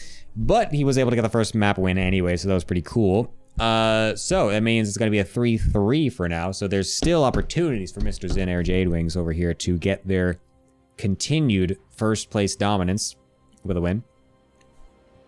We will switch over to the wonderful desk. I want to drink my milk real quick. I get that milk. That was awesome. That was an awesome time to fucking unmute. That was perfect. Spacey. Get your milk.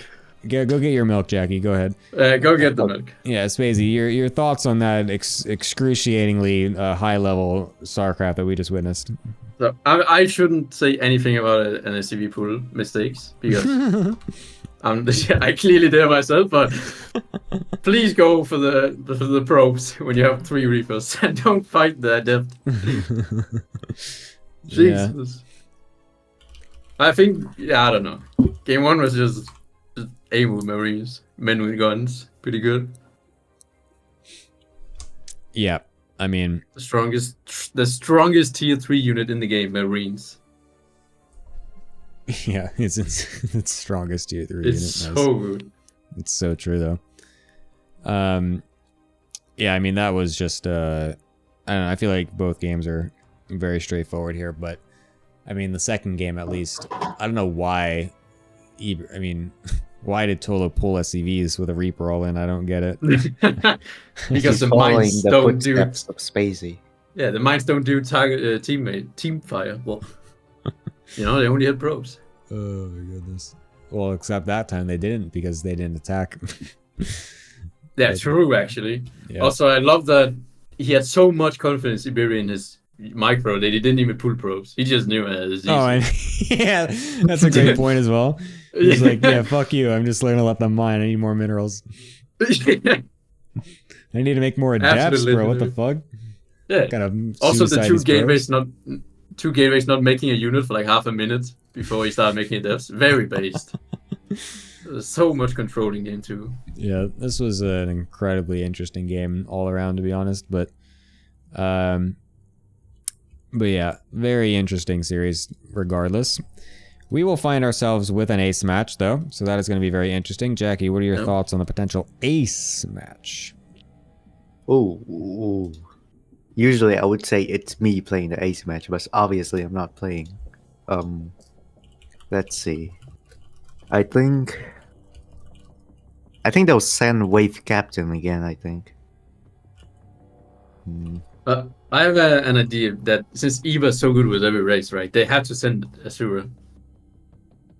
And Eva can't play Zerg against Asura, so that's my thinking. It's gonna be Eva versus Asura. Does he have to play Zerg against or Protoss Isn't against Eva him? 6k? Yeah, what's Azora at? 538, I think. So that means he would have to off race. Yeah. And so they would have to pick him, right? Because Eva's off race is just really good. Wait, I what? mean, Oh Because no, he I was see what you're all- saying. yeah. I see what you're saying. Yeah, because Yeah, there's he literally would- no other he would be- option. Yeah, So he would be too just, good against the others. Yeah, he just dicks any other. Yeah. He's almost immune to the lower pool pick, except for me. So Yeah, true. for I mean, this you are the best situation player here, in the league. yeah, I Yeah, mean, you're the yeah, best so player. true. Very, very good point.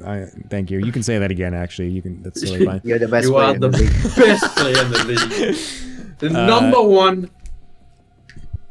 So yeah, this is definitely feeling like a bit of a no-brainer on the ace match. Actually, now that you spell it out in that way, if it's not EB, if it's not EB,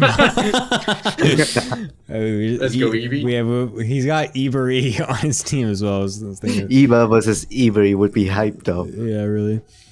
Surely it's going to be Mr. EB going against Azura here, right? Unless, of course, eBay isn't here. And that's No, when it he gets is. spicy. Because He then you is. could pick someone where Azura has dwarf race. Yeah. He is here though. He said hi in the Yeah, chat. okay, yeah. Oh my god, can we ban him? I would love to watch Eva lose. Yeah, I would like to watch him. Want to see Yeah. Eba get stuffed in the locker again 2 weeks in a row? Yes, it is so satisfying. I What if think- they send Wave yeah. Captain to beat Eba? And he wins.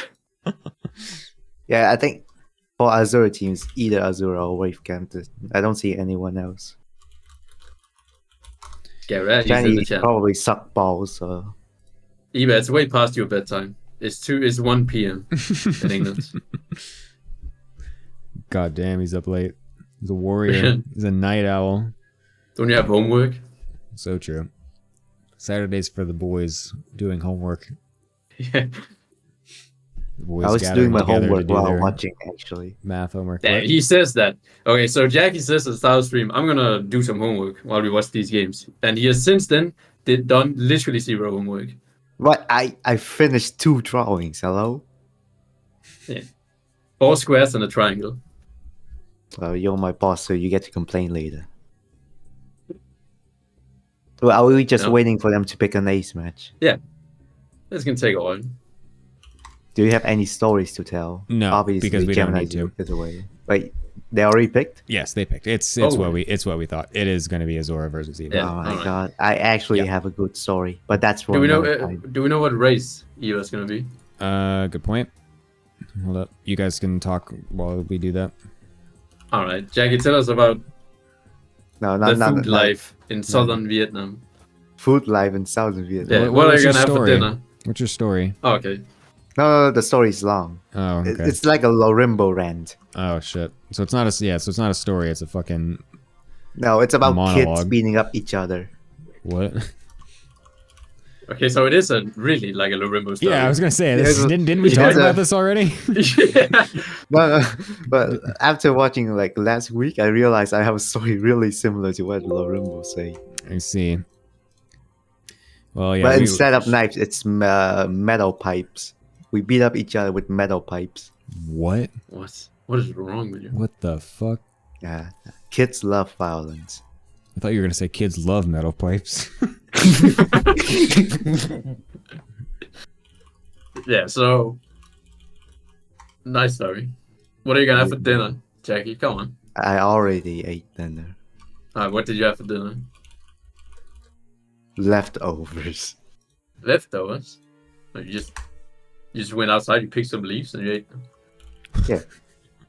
Sounds pretty good, to be honest. It's gonna be PvP, by the way. PvP. Okay, I gotta have my money on Azura on this one Mm. because he's a good player and he has blood armor. Yeah, but last time these guys played a PvP in the last season, Wasn't it close? Eba actually won. Yeah, but that's Okay. why he's gonna win. So you think That's Azora right. can learn from last Yeah. time? I think he's Italian, fair enough, but I think he can learn. Well, based on Azura playstyle, no offense to him, I doubt he has a brain, so he's gonna lose again. Oh, Holy moly! big shots. Yeah, I love roasting people that are way better than me. You love roasting people? Yeah, there's nothing Jackie loves more than talking shit about people he cannot beat.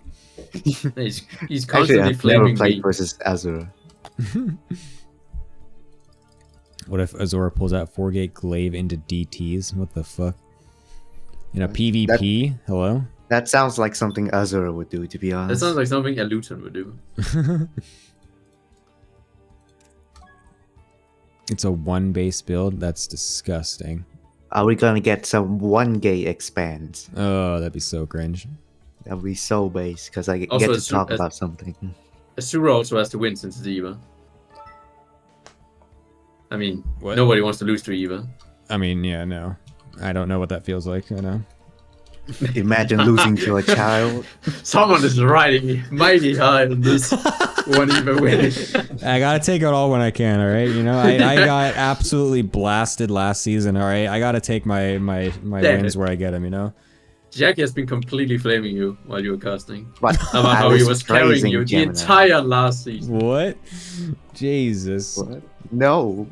Yeah, I was you were. praising you. Yeah. You're like, oh, No, so I last wasn't. season I had to carry don't have Gemini. to- I told him what to do. He did it. He won because of me. No, I told him what to do, and he proceeded to not do it. What are you talking about? Give me an example. The Oregon DT, of course. Yeah, no, I'm not playing that garbage, bro. Are you kidding me? Like, It's the best build. Hello. okay. Why didn't you ever play it versus me then if it's so fucking good? Because I wrote like an entire essay about it to you, so of course I wouldn't play it. Yeah, because it's garbage.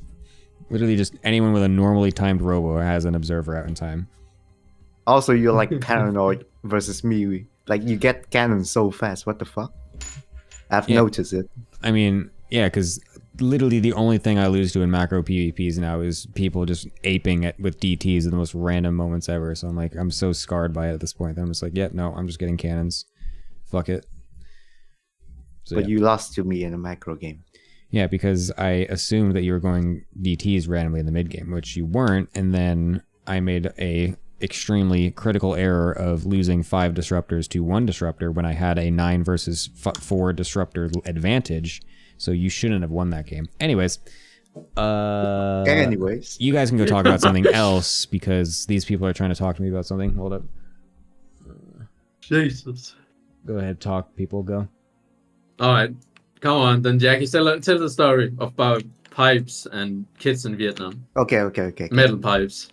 The Jackie lore drop. Okay. Yeah. Don't dox me because it involves my home. My home Alright. in Vietnam. Okay.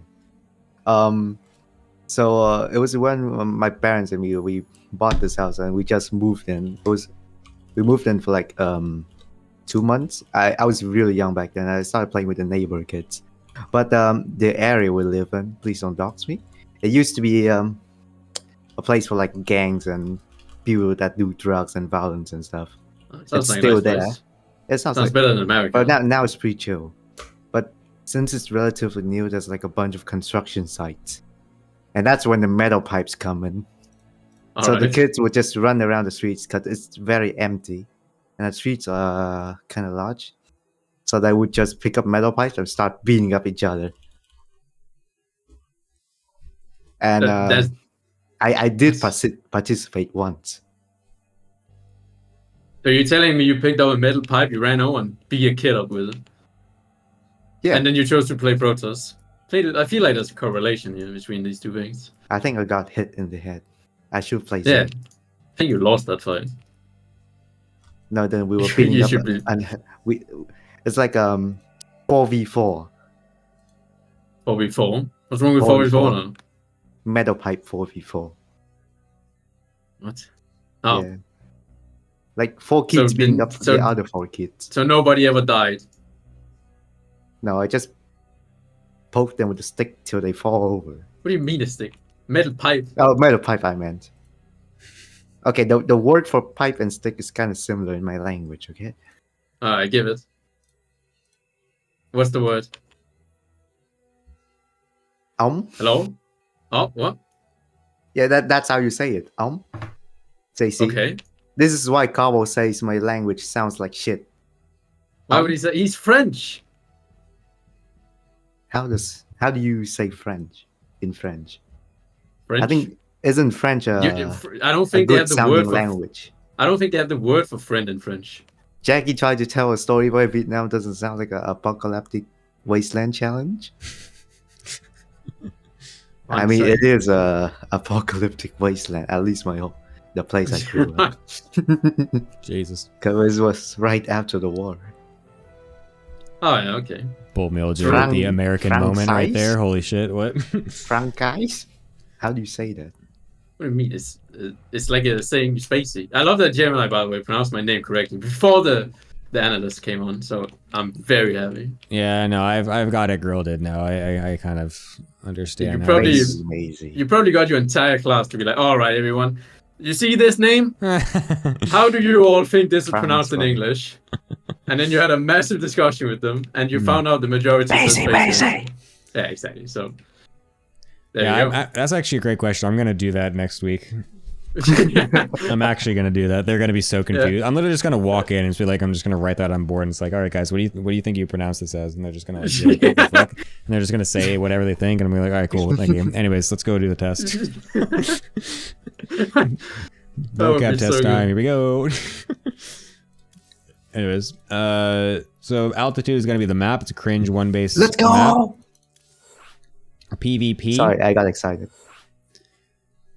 So yeah, what do you guys think? Who's gonna win? As now that we know the map as well. Thatcherino.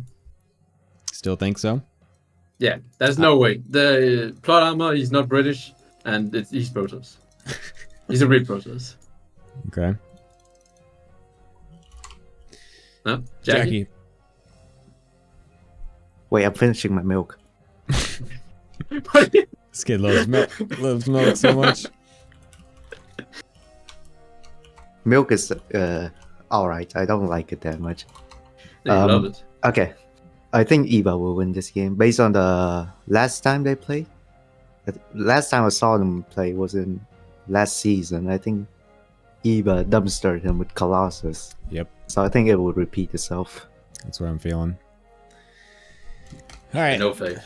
They are ready, by the way, so I will abandon you guys. Thank you for helping me fill for time. As we are sending it off, I will see you guys later. As we are going into the ace match. We've been getting so many ace matches. The first half of the season was really, there was just not that many ace matches going. Now, finally, the second half of the season is making up for that. As pretty much every match now is getting an ace match.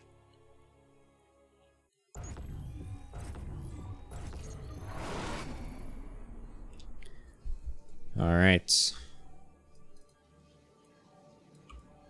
What do we have in store for the ace match? Surely Eba wouldn't find himself winning versus Azora's main race again, right? Surely not. It will be a one-base map, and Eba is not going for a one-gate wall. Sorry, a one-gate map. I said a one-base map. A one-gate map. And Azora, oh my god, Azora's gonna go Nexus first? That's kind of based, I'm not gonna lie. But he's actually gonna be met with someone that is going two-gate. So that's a bit... I honestly don't know exactly how this plays out, but it is, I would say, not what he was hoping for. I'm assuming that Azora thought that Eva would just do like a one-gate expand just because it's meta and normal. And then he just goes for a fucking Nexus first, like a Giga Chad. But now that it's a double gate, there is a little bit room. There's a little room here for Eva to maybe make something happen.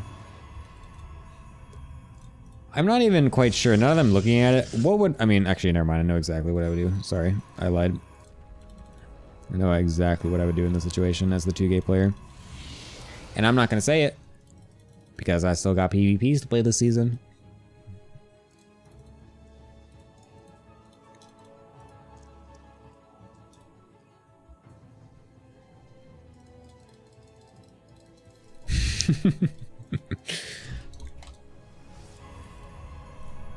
Holy shit, double gate follow-up out of Azora. That's actually quite interesting. That's not what I was expecting to see.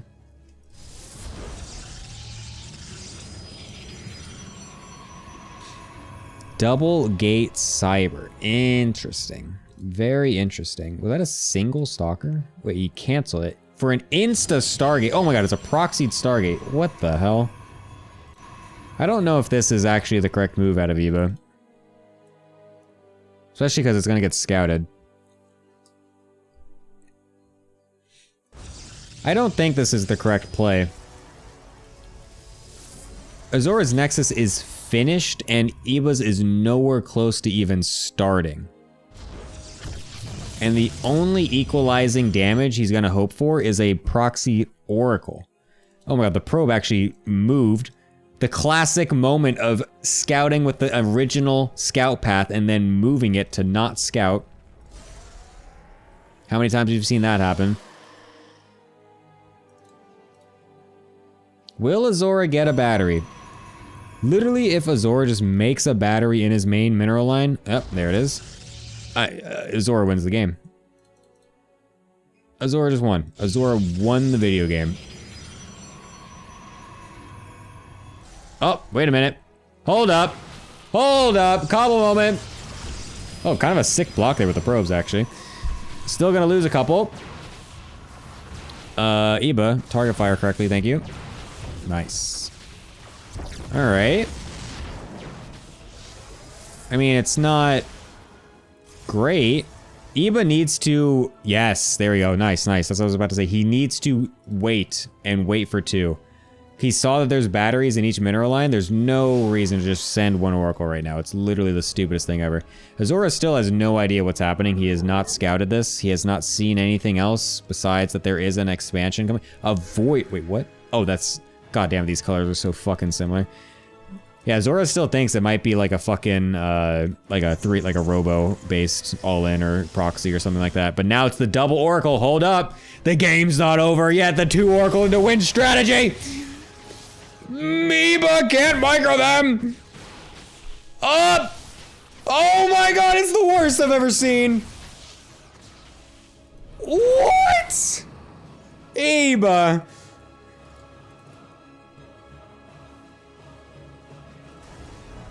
Holy shit, I've seen better Oracle Micro out of Cobblestone, and that's saying an insanely large amount. He's still trying to get it, he can't. Oh my god, he activated with 2 energy. Another actual Cobble moment. Eba is literally turning into Cobble. Right before our eyes. Somehow, though, he's still ahead in probes, though, so he actually ended up kind of coming out ahead in this exchange. He does have his Twilight Council. He did not start Blink yet, though, so that is a bit unfortunate, but there we go.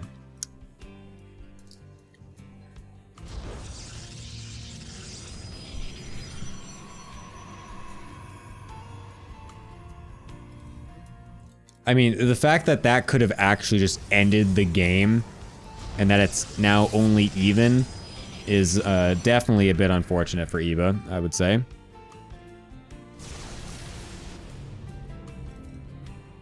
Like, that literally could have killed, like, 8 workers. Azora could be at 30 probes right now.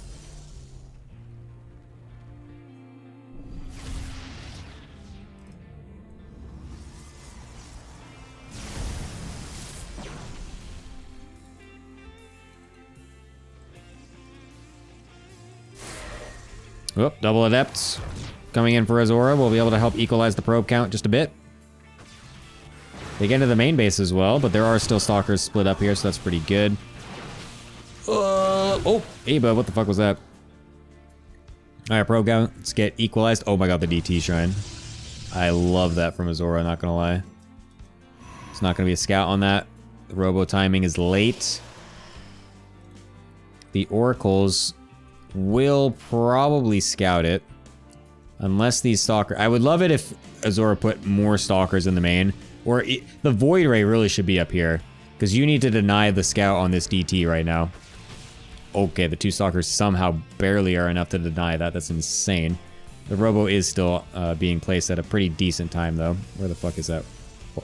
Where is this Robo? Oh my god, fuck. Dude, these greens are fucking me so bad. We finally got the situation of a PvP of these greens. Okay, never mind. That Robo is not for Eba. So we're still in a bad situation in that instance that the DT shrine is finished. Does he scout it? He will see it, but he's using all of his energy to shittily micro his oracles against the probes here. The 2 DTs getting warped in across the map. There is 0 detection. A forge only halfway done. The Robo is not being produced. The Oracle is still being used in the main base here. Losing one of them as well. Eba scouted the DTs, but I don't think he actually saw it. As he tries to blink up into the main base to kill off everything, he recalls the Oracle as now the DTs are... Oh, they weren't actually there yet, but he finally realized that there was a Dark Shrine in front of him. But the DTs will be able to help defend the Stalkers over on the main base. The DTs now getting into... Please don't get revelated by one revelation. Thank God that didn't happen. We'll be able to get the one in the main base, which is the one that is farther away from the probes, which is a bit of a strange decision, but regardless... They're going to kill an extremely large amount of probes, whereas Eba, on the other hand, is still killing a decent amount as well. The two DTs barely enough to help defend with this Immortal as well. An overcharge would be nice, but we don't have the energy, unfortunately, so the... Oh, wait, never mind. It's going to survive regardless. Eba doing something that was not micro. And after all of this, I think Eba still has a decent position in this game here. As he does have his third base set up and saturated. He's got a higher probe count overall. Holy shit. 31 probes dying, 23. Good lord. Yeah, Eba is still feeling it here. He's got cannons in each mineral line now as well, too. So that's going to make it so much easier to help defend against follow-up DTs. You can't just lose to a single random DT walking in. This is still looking very good for Eba. Azora, please be so careful with those Immortals, buddy. Nice micro, targeting and triggering the Immortal shields. Oh, the blink forward. Gonna be able to snipe both of those Immortals down very quickly. Nice split fire there by Eba. Getting on top of everything before the battery finished. Having that battery up would have actually been so massive, because I think with an overcharge there, I don't think either of those Immortals die.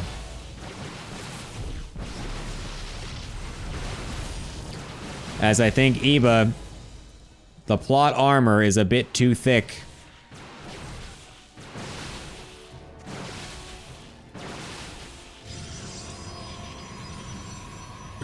Azora coping out of his mind.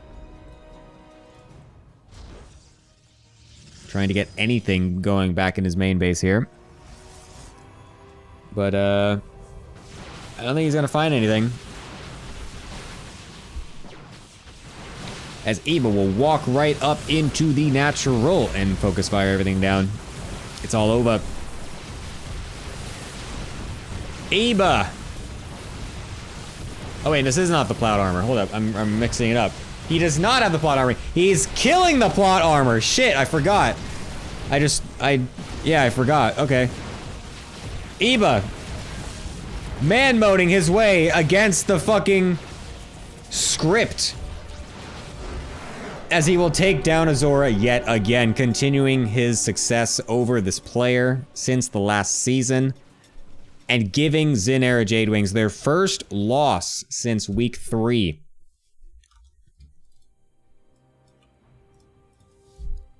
An amazing outcome. This will send the rankings of this season into absolute disarray. I'm actually very curious to see where everything lines up after this week is over, because this is actually a massive moment right now. This is actually going to make the last 3 weeks so fucking intense. Jesus Christ. This is actually very interesting. Let's hear what our desk has to say about this. Well, hello, desk people. Hello. Hello. So, who was right? I'm both happy and disappointed. I'm glad the plot armor has been proven wrong, but I'm disappointed Eba won. So I'm neutral. Also, it was PvP, so I don't know what was happening. But I was explaining stuff to you. Hello? Yeah, he said Azura is dead, Azura should leave, Azura is coping, Azura is dead. No, I said Azura should leave the game and uninstall StarCraft now. That's how he was explaining it. That is some expert analysis out of Jackie, I'm not gonna lie. Really detailed explanation. Okay, you want I can actually go into the analyze it a bit. Alright, go on, Jackie. Give us that top tier analyst power. That's what. Go on, then. Let's see what I got you on this desk for. But they didn't play 1 gate expand, so my entire purpose is gone. That's copium. No. Like, why would you go 14 Nexus? It's just 1 gate expand, but worse. Also, why did Azura go for a Void Ray after he saw the Nexus? It makes zero sense. I think the game should have been over in EVA favor at like when the 2 oracles came in. But because EVA fucked up the oracle micro, then the game was even for a bit. It was But then EVA forgot to make a blink upgrade, and then he also forgot Twilight. I don't know. For a moment, EVA turned into Eevee on that oracle micro. That oracle was the highlight of the series. Have we ever seen either oracle micro? That was the greatest micro. I've never seen anyone micro that badly, and I saw myself last week. Like that was really compared to Cobble. Who do you think is worse? No, compared to my Marines. Compared to Cobble. Yeah. I mean, to be fair, actually, if we look at the Marines versus the Oracle, maybe it's the Oracle. But if we look at the SCVs versus the Oracle, then it's definitely the SCVs. All right, but the Marines were better, so EVA's just the worst. So this proves it. Should we should really do an award ceremony at the end and have like things like worst micro moment, shit like that. That would actually the greatest so Cobble great. moment. Yeah, exactly. The biggest Cobble moment not done by Cobble, and then a separate award which is the biggest Cobble moment done by Cobble. Yeah. That would actually be so fucking funny. Actually, yeah, this is a great. Instead of doing a fucking all-star match, we should do an award ceremony. That would be so much better. Yeah. Better than watching Cobble die. Yeah, we need to have. The thing is, I'll need to have like Ardent and some other people volunteer to like collect clips and like set up like a vote thing or something that we can do. So that will take a little bit of effort, but we can try to figure that out.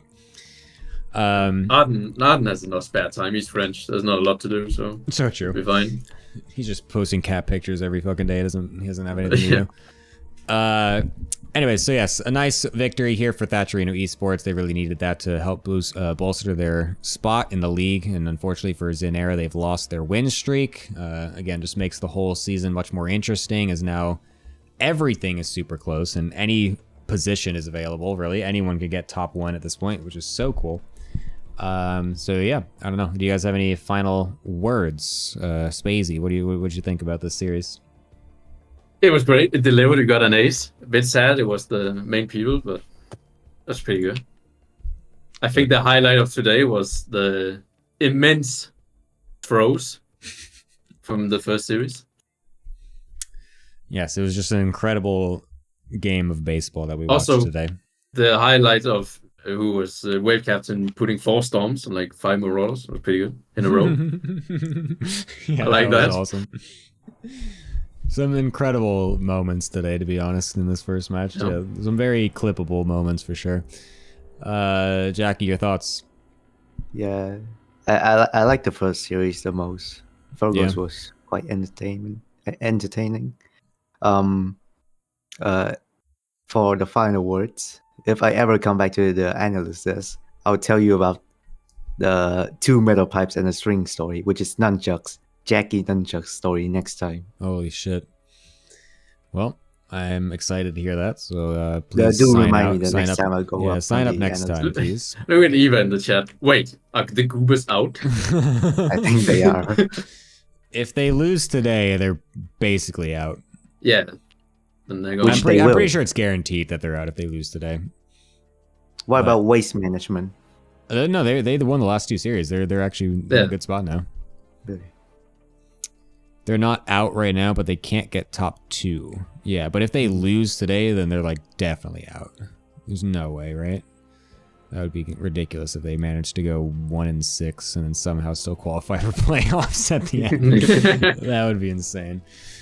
Anyways, all right, thank you guys for joining me. Appreciate you guys coming on the desk. Feel free to sign up in the future as always. It's always cool to have you guys here. And yeah, I'll see you guys later. Thanks for having me. Have a nice day. Bye-bye. Bye. All right, we are going to go ahead and go to a quick break while I set up the next series, as that series is actually going to be 100% live. So that is very cool, but that also means that we need a little bit more coordination to make sure everyone is here. So I will be back in a bit, and we will have the Brain Aneurysm, which is my team, versus the Goobers match. please stick around. Don't leave. It's illegal. I will ban you. Bye-bye. See you soon.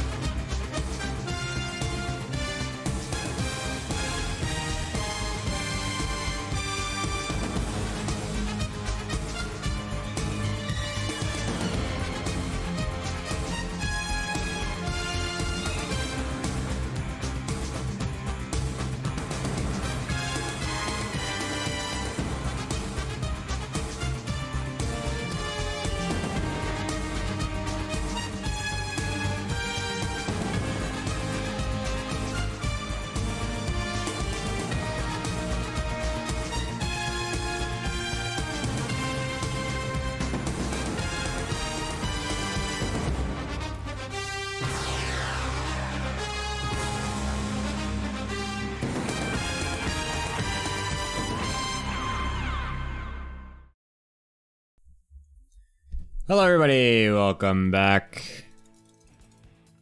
As we are here with our second series of the day. Gonna be my team, Brain Aneurysm, going against the Goobers. It's gonna be a actually possibly close match. Goobers are sitting at a 1-5 scoreline at the total bottom of the standings. However, this matchup, the matchups for today are actually, I feel, not that bad for them, actually. They got a bit lucky, I would think. I'm just kidding.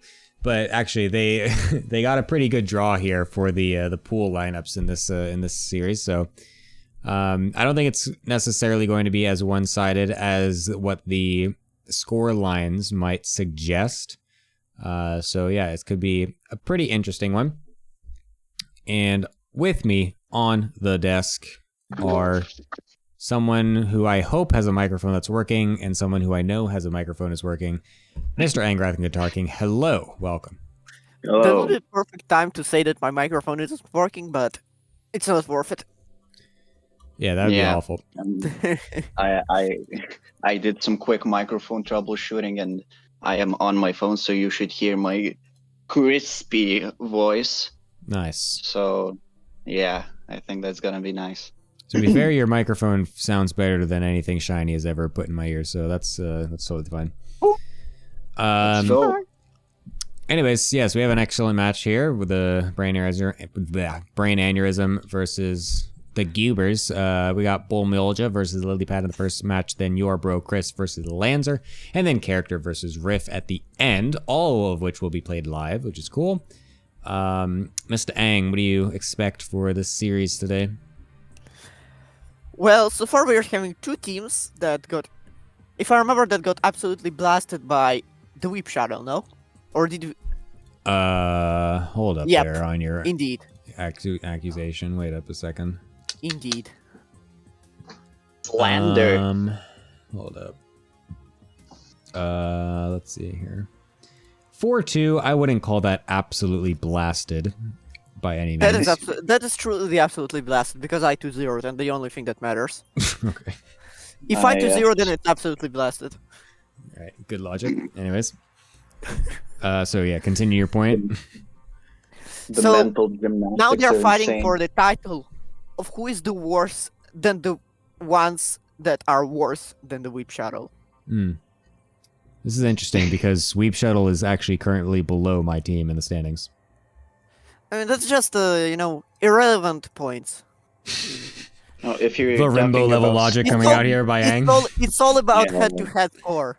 Practically a non-series. Yeah, that was a non. That's a non-placement in the league. Like, it doesn't even count. It's just a non-standing. Isn't it time to start shouting yet? No, hopefully not. And swearing in Italian? No, none of that today. I'm actually very tired today, so I'm glad that, no, I'm just kidding. But I am very tired. Right to work. Oh my god. I mean, you're not even paying me, Gemini. Oh no. Jesus Christ. Anyway, Guitar King, what do you expect for the series? So, I mean, there is only one word that I could use to describe it, and that word would be stoccazzo. Yes, nice. But otherwise, it is Bulgogi Man versus Lilypad, right? Mm-hmm. So, Lilypad is just aping, as I understand. It's like Lorimbo has his henchmen, his minions, and Lilypad is one of the minions, as I understand. So the cheese should be how is it called, the game? Is it Broken Telephone or something? But basically where you tell a word Gemini, and then it all goes around where you whisper the word in everyone's ear, and then at the end you just tell the word, and it's supposed to be very different from the beginning. I'm not sure if you're catching my logic, but no basically idea what you're talking about. Okay, so yeah, it's just telephone. Okay, so yeah, so basically it's supposed to be like Lorimbo tells someone to do a build, and then by the time that it gets to like lily pad, the build is just so deformed and so bad that that it should not work. So Then I mean, yeah, I am going to predict a 2-0 for Mr. Bulgogi Man. I hope he does not let me down, because otherwise it looked like a clown. So yeah, that would be my thoughts for the first series. I'm predicting a 2-0 for Bulmiolia. Nice. my Yeah. opinion would be that if I don't see Lily do proxy hatch 12 pull spine rush, I will be extremely disappointed in her as a Lorimbo minion.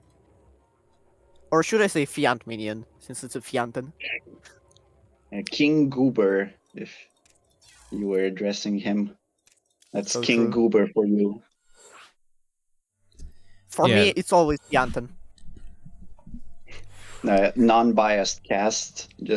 Gemini casting his own team and us just shit-talking and saying Everyone. that that team is better. And that's just shit talking Yeah. everyone. If you don't see me next week, you know why. But yeah, my prediction is 2-0 for Bulmioja. ATP Actually, try no, to pronounce that dude's name correctly. Actually- Challenge impossible. Urimuria. Bull I actually Mjolja. have no. Bulmyolja, Bulmioja. yeah. There you go. Bulmioja. You learned Korean, guys. Good Bulgogi job. man. I usually just call him Bull. Yeah, bull is just way easier to say. Honestly, I do that a Bull, lot bull. too. But it sounds kind of like bullshit, so like, I'm not, you know. Oh, That is actually so true. got him. All right, you And guys are fits both the- predicting a it fits the 2-0. narrative. Yep. Yeah. All right, fair enough. I also predict a 2-0. You guys are very based. Yes, thank you guys. I'll be back soon because they are both ready. So I will not let them wait any longer. And I will see you guys in a little bit. As I throw it over to myself. Ha ha ha! Because Liverpool's not here today. Alrighty. We are getting into the first match of the next series, which is going to be Mr. Bulmilja going against Lilypad. Hopefully we'll be a bit spicy, as the Lilypad's games usually are. I would generally agree with what Guitar King said, though, where it seems like Lilypad is absolutely a disciple of Lorimbo, but one that maybe didn't actually study the material correctly and just kind of does a half-assed version of what is supposed to be a incredibly broken build. So we'll see if they can stitch it together to get an actual ridiculous win here. Bulgogi man on the bottom, Lilypad on the top.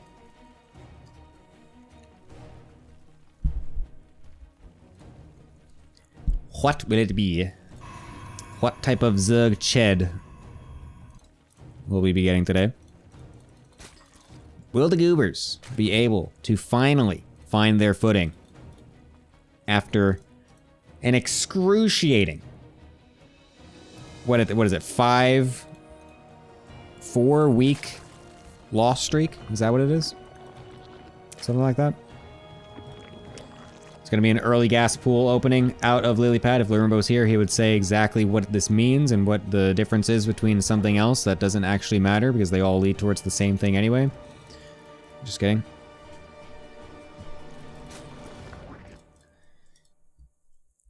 Lilypad is... Okay, I thought she was checking for cannons, as if Bulmilja would ever go for a cannon rush, but instead she's just going over to the third base here to take that. No, she's not. She's trolling me.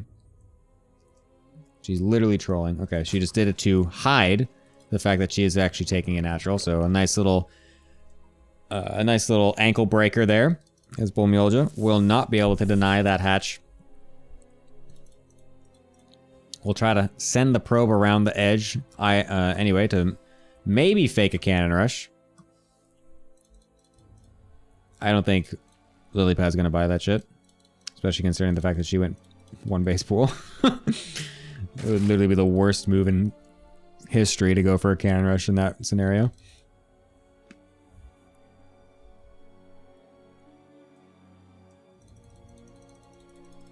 Oh my god, it's a one base roach. Well, basically one base, you know what I mean? Will Bullmilja be able to put the pieces together? Will he be able to defeat the Lorimbo build? Oh my god, it's a fast robo. Holy based. Oh my god. Holy shit, Bull. You are a Giga Chad. Good lord. Slapping it down right underneath the robo as well. Just so fucking based. He's pulling out the Mad Max from season 1. Oh. Robo's bad? I mean, if you just get an immortal and you just wall off, like, it's literally done. I don't necessarily agree with this right now. I would say just shade the adept in. I mean, he doesn't know exactly that it's an all-in yet. Seeing these lings will tip that off, as he did see them, so he should know. He should just pull back and wall this off fully, I think. What the? Why is he making an observer? Oh my god, what is that? What is that observer? I don't like that. Observer before immortal is a bit sketch. That's a bit sketchy. What does the immortal do versus the lings? You're gonna have warp gate done. You can make a fucking sentry, bro. Alright, here come the Ravagers. Ooh, the Stalker, don't die! Oop! Oh, no. That's not looking good. And that's why I said you should just wall off. Oh!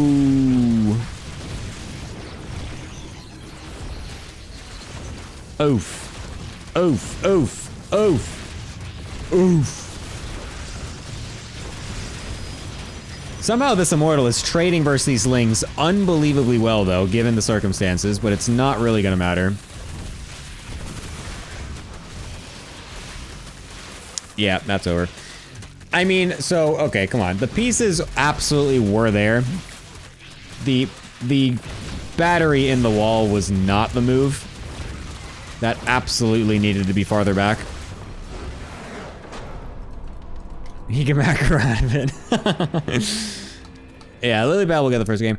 So, no, this wins 100% if you just have the battery back and if you keep the adept through the, like, if you just bring all the units back and fully wall off and then you just warp in a sentry. Or even, actually, you don't even maybe, yeah, no, sentry would be better because then, yeah, no, sentry's better so you can delay time to get the second warp out and then you get another sentry or just an adept or whatever.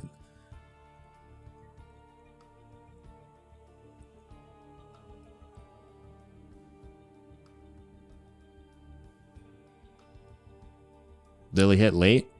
Yeah, well, that's how that works. You're playing versus bad people. Ha ha ha! So they're always gonna hit late. Anyways.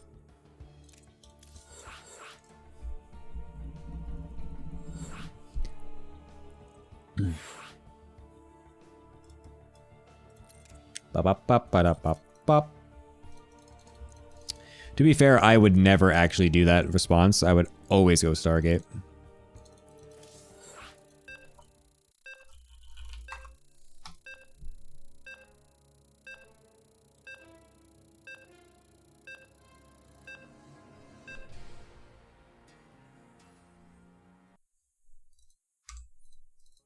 I just thought the fact that he literally went like fast as fuck robo as like directly underneath the fucking overlord was just so fucking based.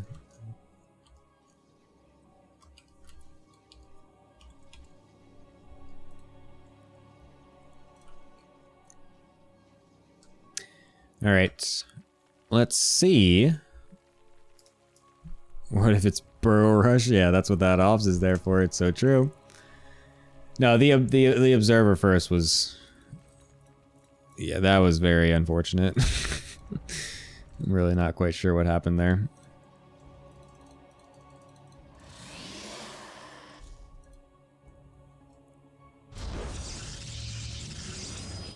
I mean, if he just went immortal first, I think he's in a much better spot. Also, if he just, I mean, literally, if he just was able to wall off properly, it's just, he is in such a fine spot.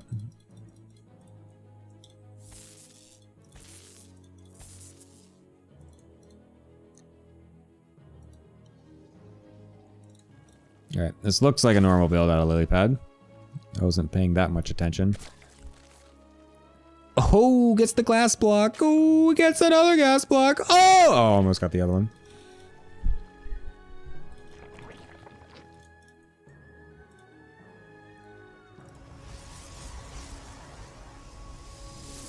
Bop.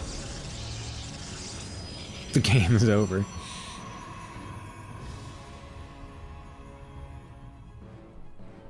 Speed is delayed by 2 seconds. Unfortunately, Bull Millage's Nexus was also delayed by 2 seconds.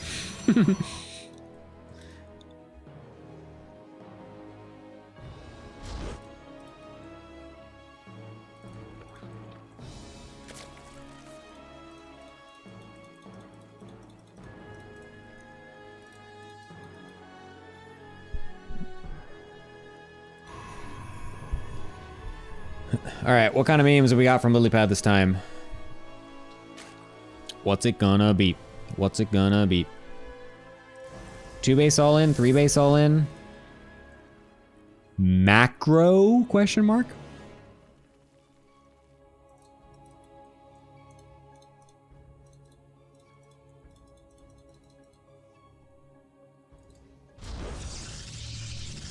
There's our good old Stargate out of Bull. Not expecting anything different. Keeping the Adept home. An interesting play. He brought his probe back as well, so he doesn't actually know if there's a third base or not. Wow, just playing so passive on this. In a way, I don't mind it. Wow, the Chrono on the Adept as well. I mean, this is absolutely playing into Lily's hands, where she is now just playing ultra macro. And taking full advantage of the fact that Bull Millage is going to play ultra defensive just to blindly keep himself safe versus almost anything. But, he did this last season, though, I remember. He did this last season, and I was, like, kind of shit-talking him for it. Because it's, like, just such a... It's based... I mean, it is a kind of, like, no-brain way to play where you're just like, well, I'm just not going to die. But I'm behind versus anything. But as long as he follows it up decently, it's honestly not that bad. Like, if he just plays solid afterwards, I don't think it ends up being that big of an issue.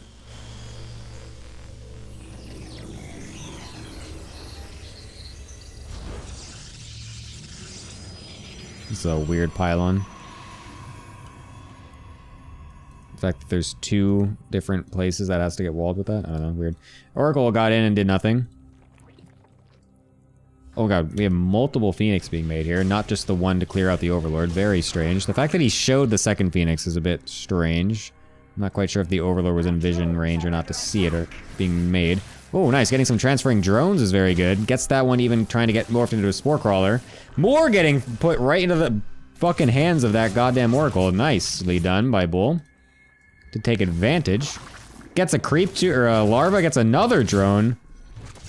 Holy shit. Talk about Oracle control. Wonder if there's another Protoss player that maybe could do that. That might be a Zerg player. That might have also played recently. Whose name is starting with an I, ending with an A. Has 3 letters in it. Is from England. And who's 12 years old. Holy shit, it's double Stargate Phoenix. That's kind of based, actually. That's actually super based. No one does... Wait, what the fuck? Why do we have so many Spore Crawlers, though, from Lily? I mean, she scouted that it was multiple Phoenix being made, but... Still, it's kind of crazy she went for that many spores that fast. Massing drones, though. Getting 4 gases all at the same time. Going into the Roach Warren in a lair, pretty normal timing. Double Evo, okay, cool. So yeah.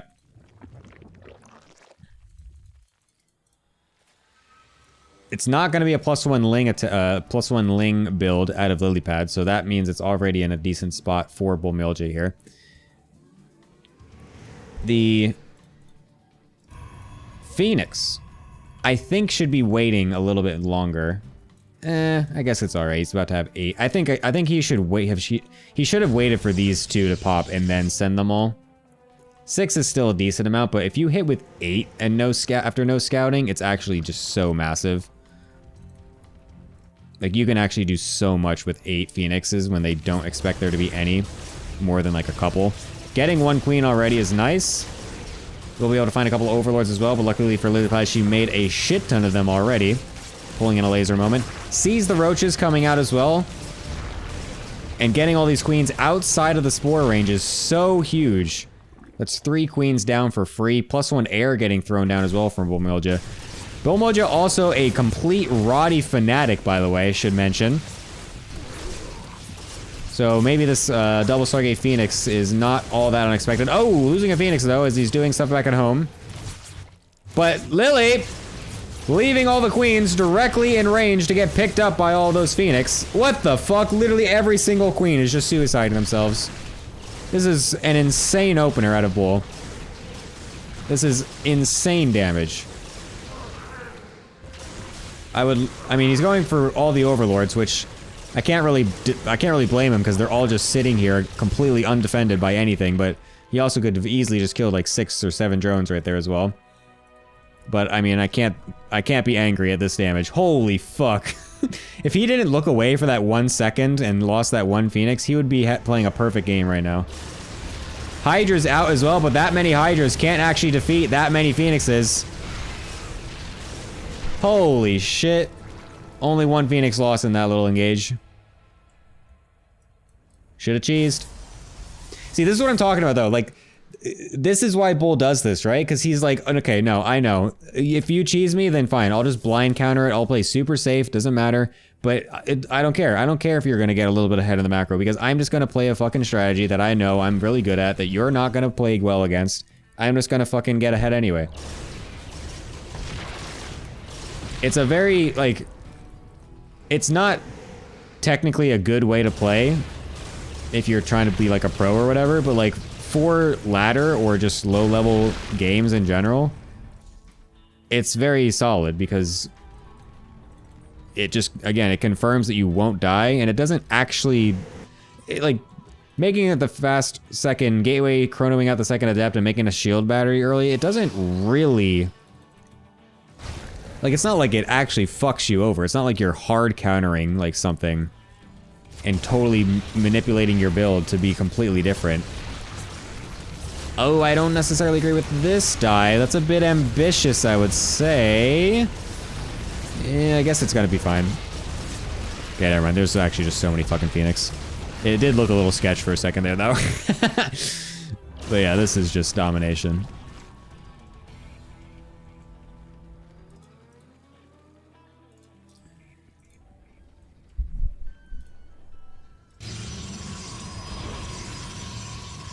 This is just... It's not even close.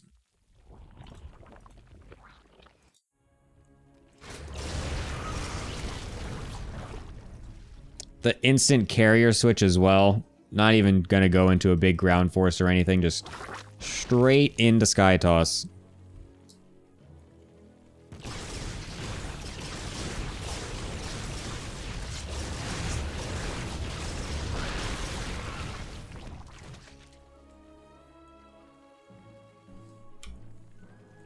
Lily has 0 queens.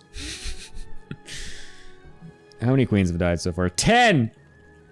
Holy shit, look at this units lost tab, bro. How did 8 zealots die, by the way? Was there a lane counterattack that I missed?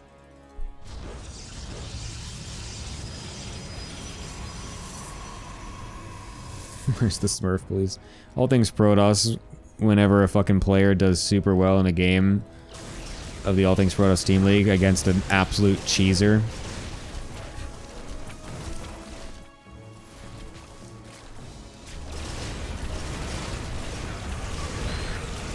Cheeser loses in a macro game, All Things Protoss. God damn it, this other player is such a smurf.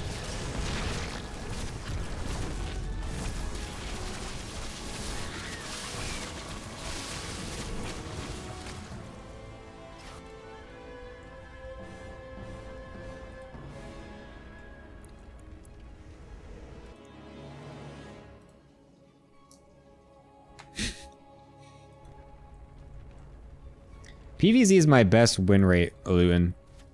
Be quiet there.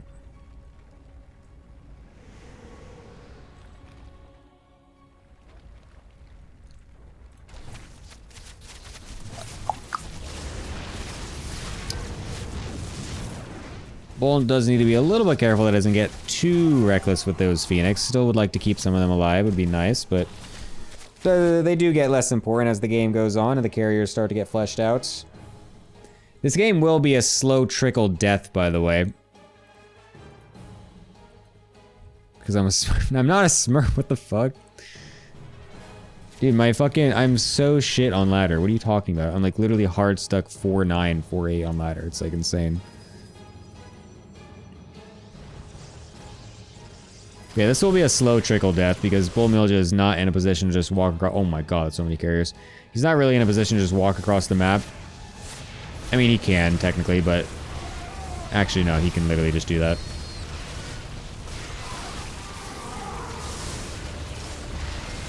Alright, never mind. Lily's just gonna suicide everything, and then Bull Milja can just counterattack. I was gonna say it's gonna kind of just peter out a bit at some point because eventually Lilypad will just kind of trade inefficiently and then carriers will slowly win the game. But yeah, when literally half the army is roaches and the entire opposing army is air units, it's not exactly gonna go that well. Bull Milja. Oops, I forgot to update the fucking score before. That's funny. No one told me. Bull Milja taking the second game to make it a 1-1. Very nicely done by him. Just insane efficiency. It is time to go to the desk. Hello, desk. Hello, Pastor. gentlemen. Incredible games, really. I mean, that first game, yeah, you guys are calling me Cope, whatever. I don't give a fuck. I think he definitely 100% should have won that game. Well, in this situation, yeah, because Lily hit like 20 seconds late or something because she fucked up the order of how she should build links, how she should build the queen, and how she should build the roach for him. Yeah, like as I said, just like a vile, twisted version of an actual Lorimbo build, which is supposed to hit at 325. This was Hearthstone.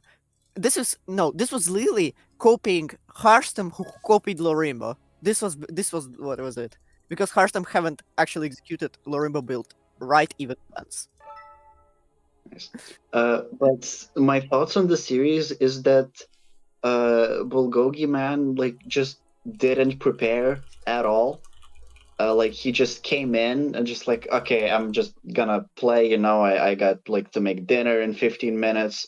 I got a burger date coming up. I should just play this and just get on with my life. Because in the first game, just observer first, you know, just in case a borrowed Ling is going to show up at his base. And the second game, his Phoenix build, was just so weird. He did 3 gases before his third base, and he got his second Stargate after his third base. So it felt like it was just a hybrid of like what he saw Rotty play in PvP and what he saw Rotty play in PvZ, and just kind of put it together in some weird soup, and just made Phoenix and then won the game because Lily hasn't been traumatized by Phoenixes enough. Just let the man cook. Just let the man cook, okay? Exactly, he cooked. Like he cooked. He did cooked her cook. alive. It was some mediocre pasta, but it was cooked. I mean, it was still better. Gemini, it was still better than the pasta Tolo posts in the Platinum Heroes Discord. Believe me. Don't get started about Dark I 312. I do not want to look at that. I definitely don't want to look there. You have not seen Dark 312's cooking in my mechanics Discord. Like, is Oh yeah, Dark's cooking is that is next level. Yeah, oh my god. Dark Thunder 312. Anyways, so yeah, a 1-1 there for the both teams there, so that was cool. But the next match is going to be none other than your bro Chris going against our favorite cat sobbing Zerg player Lanzer. Oh. cat Oh my saw. god, oh my fucking god, we're here for like 2 hours. Oh yeah, Oh my god. we're going to wait for Lancer to wake up right now. No, and he's then we're he's going here. No, because Okay, Chris okay. plays Turtleneck every game in TVZ. He is pool 3. Yes, they are So both anyway, pool 3. Yeah, I'm not sure what to expect from this series. I just know that your bro Chris is pool 3 and Lancer is also pool 3, so this should be entertaining. I know what oh my god, you're delusional. You know what Chris plays in TVZ? I hope he goes battle cruisers because it would be fun to see Lancer just fall apart to one He battle plays cruiser with his he teleport.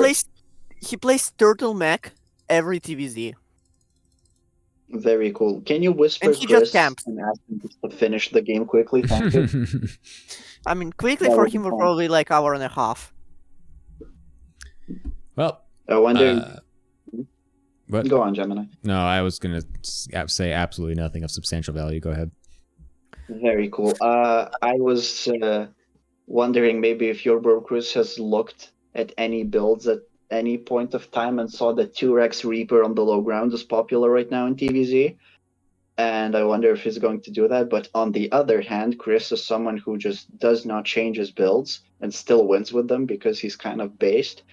So I hope we get to see some variety, at least in the openings. But if it's going to be a Turtle Mech game, I wish you the best of luck in casting that. My yeah, that's my personal opinion is that Lancer gonna lose one game to Mech in a very painful fashion, and then he's just gonna cheese game 2 and win. Does Lancer know how to cheese? I He don't knows think how so. he knows how to But cheese in it's ZVP.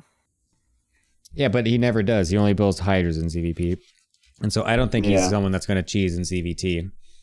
Well, no, he did cheese in this league. When? I don't remember. I would need to open Wikipedia for this because I don't remember who he even played. Actually, I can open Wikipedia and find the exact game. Actually, let me just go through the VODs, you know? Yeah, what team is he even on? Oh, the Goobers. Let me scroll So, through the tomes. Oh dear God. Anyways, I don't need you anyway, guys to do that. You guys can bring me that later because the guys are ready. So I'm going to go ahead and do that since you guys said it's going to be a long Turtle Mech game. So I want this to get started ASAP. So I will see you guys later. Bye-bye. see. As he trails off into nothing. That was funny. So yes, let's get this going. Mr. Yolbro Chris against Lanza. I honestly just I just like watching Lancer play for some reason. I don't know why, but there's some kind of funny thing about watching him play where he does like the technically correct things from like 3 years ago or 4 years ago or 5 years ago, but then he still just kind of fumbles his way through the game and loses anyway. So it's just a very entertaining experience in general for me.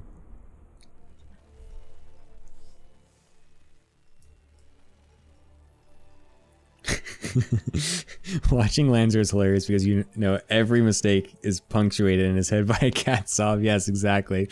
That as well, yes. Yeah, that is actually the real reason why Lancer is so funny, because like he fumbles his way through the game and makes really funny, stupid mistakes that shouldn't happen. And yeah, you just know behind his desk, he's just sitting there going, no, no. Loses to the cannon rush as he sees it, the cannons right before his drones transfer. No! Losing all of his banelings to a bunch of storms. No! Oh my god.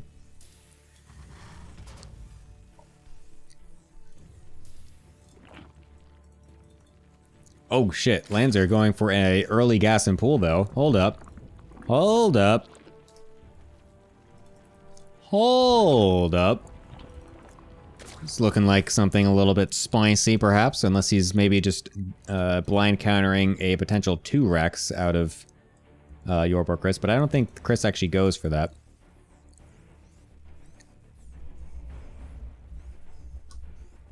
Yes, absolutely, Bull.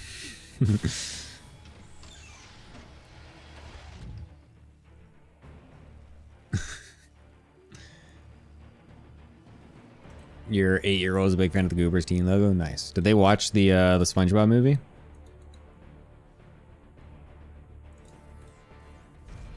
Because they should. That movie is so funny.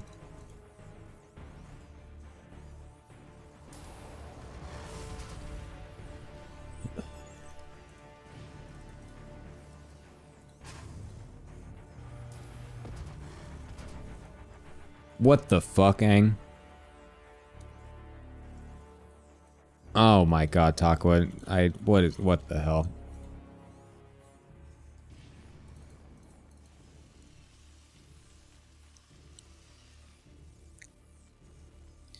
You guys need to watch SpongeBob. SpongeBob is the peak of comedy. Oh my god, you guys are cringe. SpongeBob is literally peak comedy. It is so fucking funny.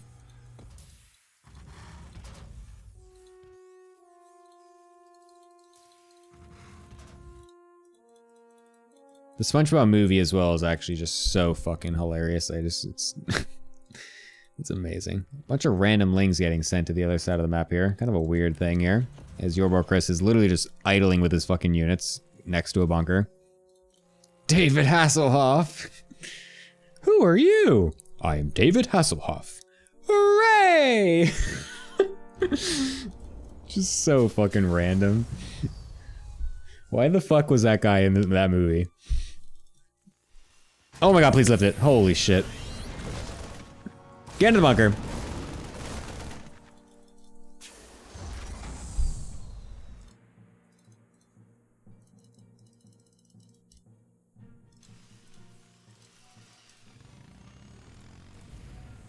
Alright. So yeah, 3CZ, what is it gonna be? Hellions. And a Viking. Okay, this looks pretty normal out of Chris, but he is someone that likes to go for his his 2-base battle cruiser shit. So he might throw that down as well in just a little bit here.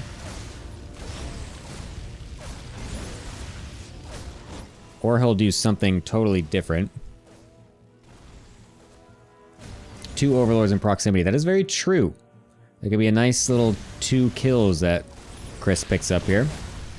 Nice job keeping that supply depot alive as well. Stim getting thrown down. So it's not going to be mech. He will be going for Stim. First overlord will be getting picked off, and the second one, instead of running away, will be attempting to suicide itself to get a scout off.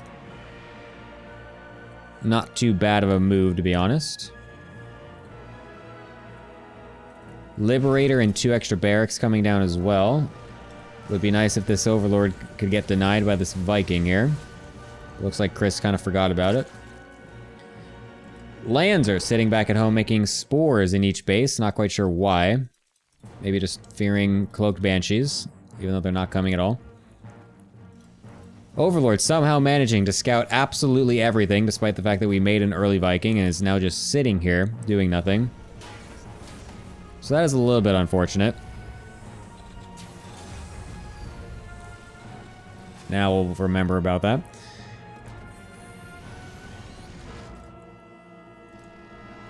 Hellions getting sent across the map. 6 queens are out on the field right now with a lot of lings in production. The mainling nest about halfway done.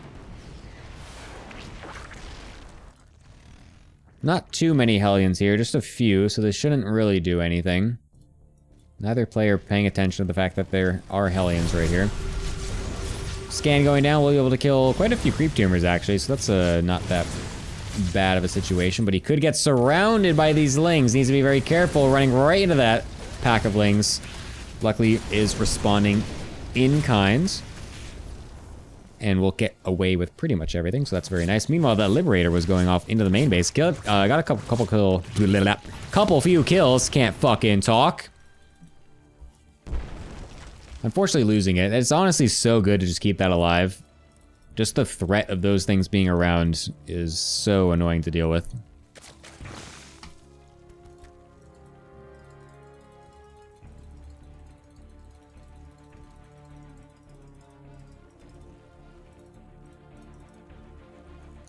Yeah, Heroku, that's cool and all, but did you consider the fact that Lancer never makes roaches?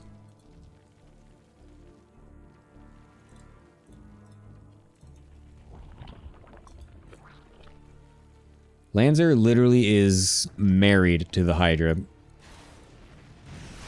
He probably has a Hydralisk body pillow at his bed next to his massive collection of waifu body pillows. Mixed in with that giant collection, there's one singular Hydralisk pillow.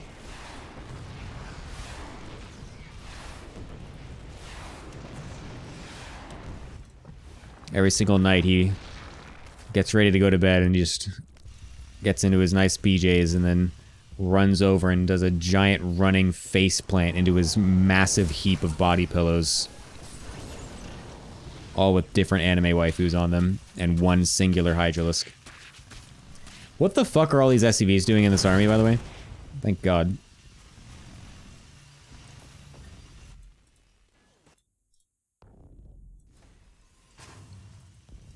Alright, it's gonna be 8 racks. 2, 4, 6, 8. Yes, I can count. Nice. 8 barracks coming out of Chris. Will he be able to overwhelm the Zerg opponent? I'm really curious about what Chris's Marine micro is going to look like in these engages, considering the fact that he is a meching player. He has his 1-1 finished. He's getting his armory, excuse me, a little bit late.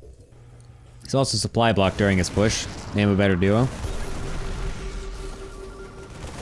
Is Lancer ready? He was F2ing his army to deal with a single landed Viking, and then runs away to not even deal with the Viking. So the Viking will actually kill a bunch of drones here, and will get attacked by the drones as well, as the Marine force coming up into the front, distracting Lancer as he's in a massive supply deficit, by the way.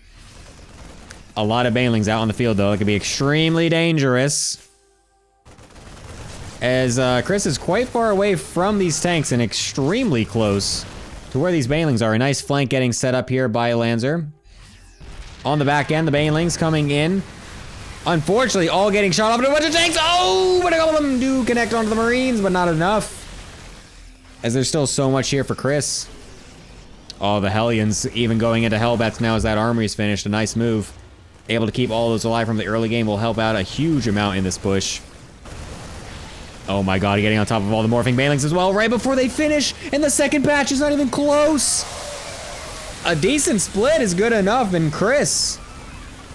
Oh, the next wave! Getting some nice connections. I just don't think it's enough. We're gonna parade push everything across the map to help reinforce. This third base is gonna get killed. Lancer. Cat sobbing in real time. No!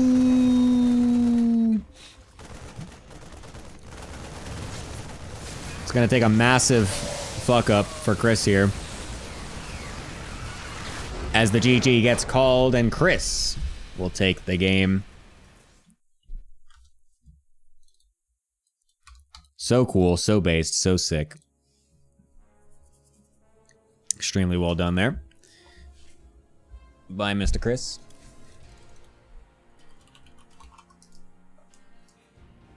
Everyone say no. No.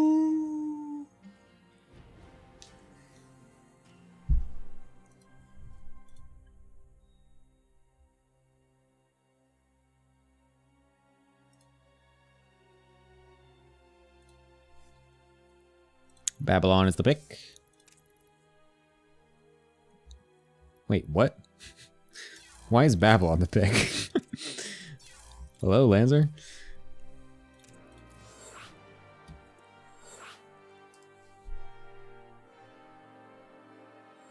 Oh, yeah. I don't know if I can do that. I didn't look into it, but because it's like the same browser source. Like, it's the same for each scene, I'm pretty sure. I don't think I can change it so it's different on each scene. I might be able to, but I just didn't actually look. So, yeah. I just keep forgetting. So we got a giant black box with the team logo. Yeah, honestly, I might just put a box there. Yeah, I kind of should probably put just something on the top side of the screen. I don't know. Anyways.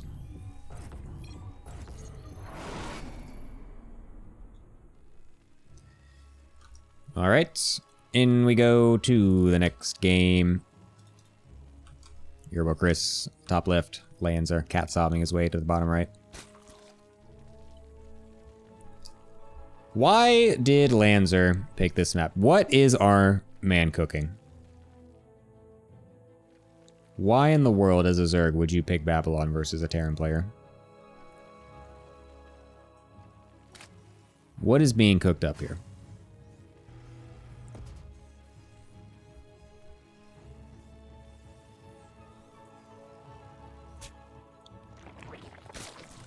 Babylon worse than the pool in general? Yeah, it's pretty shit. Isn't he already at the bottom of the league, Luton? What the hell? The Wikipedia is bugged. I can't see anything anymore. Arden, what did you do to the Wikipedia? Lancer once again going for a one base gas pool just to defend against a possible 2 racks or something. Yeah, Slip being 0-6 is hilarious. Luolus being 1 in whatever is also hilarious.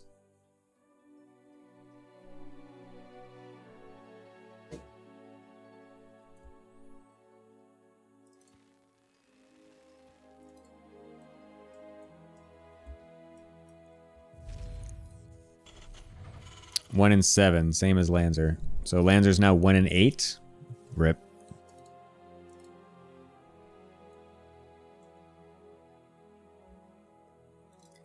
Rip.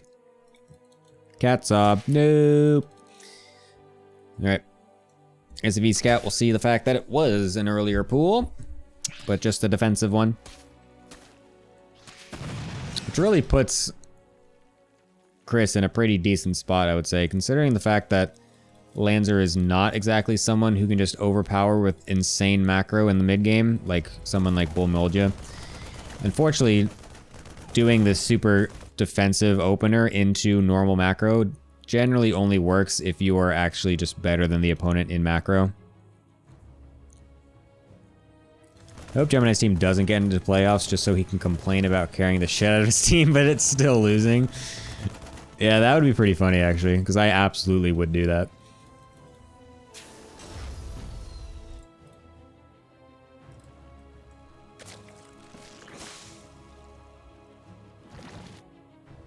What was that? Oh, that was a queen spawning. It sounded like Burrow. I was like, what the fuck? I played against those AI bots recently, and I had no prior knowledge about how those bots worked or like anything about what they did. And so I just was so curious about, like, you know, what it would be like to play against the bots or whatever. And so I play the game, and the first one I'm playing against is Zerg, and I go to do some Oracle micro, or just Oracle harass on the mineral lines, and when I get there, the first thing I see is all of the drones burrow. And I was like, what the fuck? And then I was like, that's actually such a crazy strategy, like to program your bot to have everything just burrow to deny any harassment. And then since they have insane micro, they can just always be burrow and unburrowing immediately.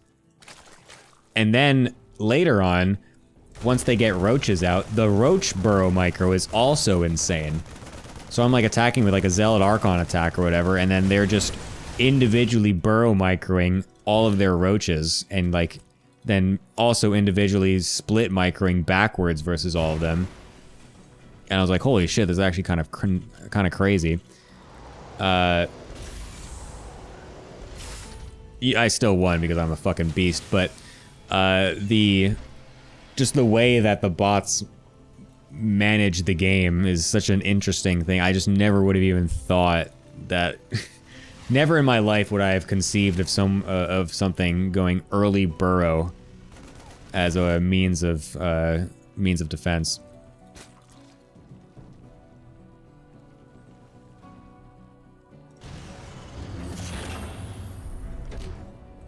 Looks like Chris is doing the same exact thing, by the way. Worked so well the first time. Why not do it again? Don't fix what ain't broke. Will Lanzer be able to work his way around this a little bit better? Seemed like last game, it just like he kind of fell behind in the macro a little bit. And then even though he got a couple decent connections with some of the banelings, he just straight up didn't have enough to continue to overwhelm afterwards.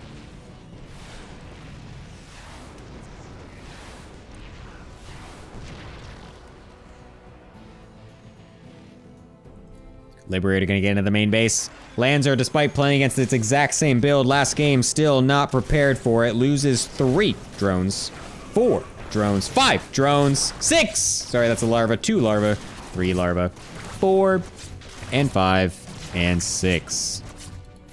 Honestly, an insane Fuck Liberator you, harassment. Gemini. No, not you. Or no, sorry, no you, fuck you. It would have been nice if he was able to keep it alive, but he was dealing with some lings in the front with his Hellions, so somewhat understandable. Losing the Viking is also kind of annoying. A little bit sloppier out of Chris this game, but I would say the damage right there was pretty decent with that Liberator.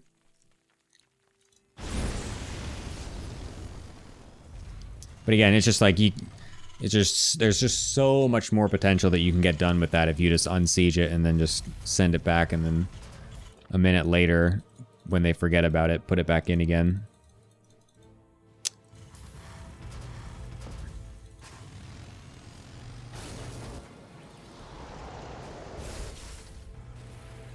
There's all the extra barracks coming.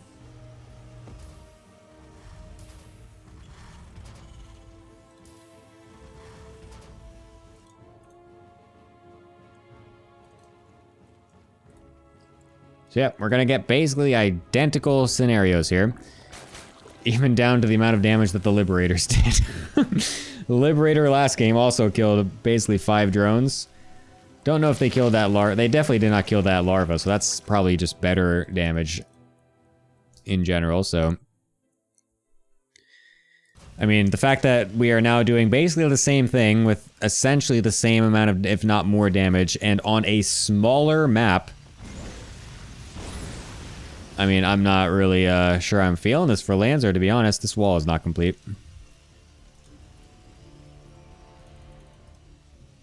Today is a day of many poor walls. My eyes are just like, my eyes are just hawk eyes when it comes to walls. I just instantly, I sniff it out. Just immediately, it's like, you fucking idiot. Just close it fucking up. A couple banelings already losing their lives at the poke. You really need everything you can get for Lanzer this scenario. He didn't even kill the rocks earlier on either, so this is going to make it so hard for him to get that surround. He needs to go all the way around here, which is not even going to be an effective surround because it's just a bunch of tanks back here. I mean, this is just... Chris just has so much. Like, this is just so good. He's actually playing this very, very well. There's the flank coming in, doing absolutely nothing. Literally running into the reinforcements of the Marines. All the Marines now coming together to help deal with all of these units. And the banelings, yet again, do not get the connections that they're looking for.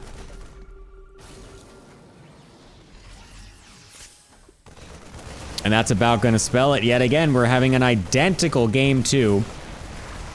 As Chris stutter steps over into the 4th base, killing off all of the drones.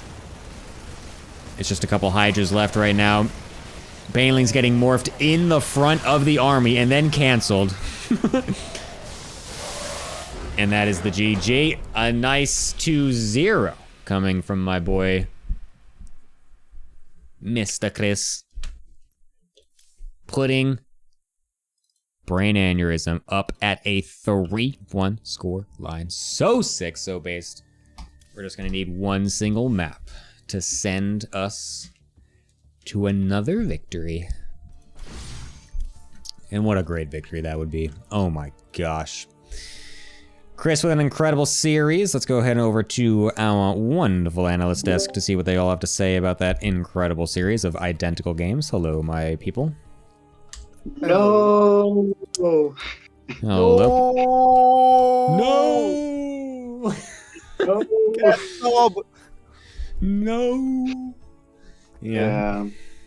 That was just an unfortunate series for Lancer. He just did the same thing both games and got blasted because In he loves literally the identical manners.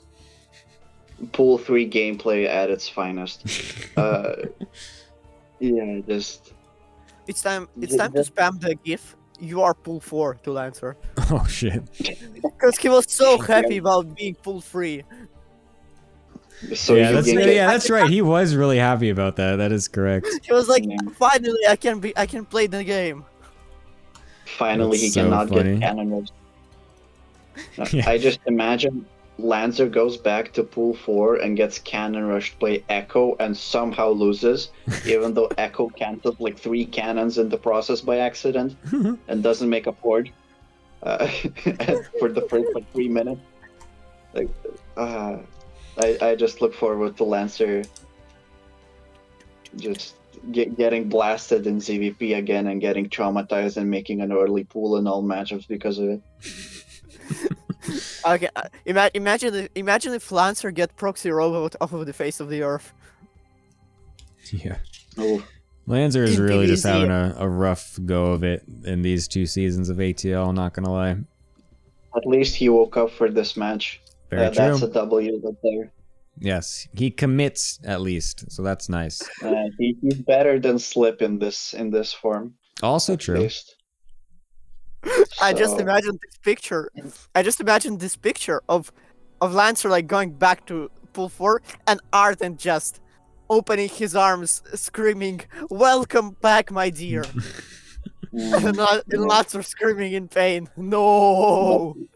Well, all the while, Arden underneath the table is fucking Lancer's mom. Anyways, we have our next match coming up, which is going to be Character going against Riff. Yeah, this is actually kind of an interesting situation here because Character versus Riff isn't actually a thing that's it's not exactly a match that favors Character. So while we're at a 3-1 right now, this is actually having a pretty high chance of going to an ace match, in my opinion.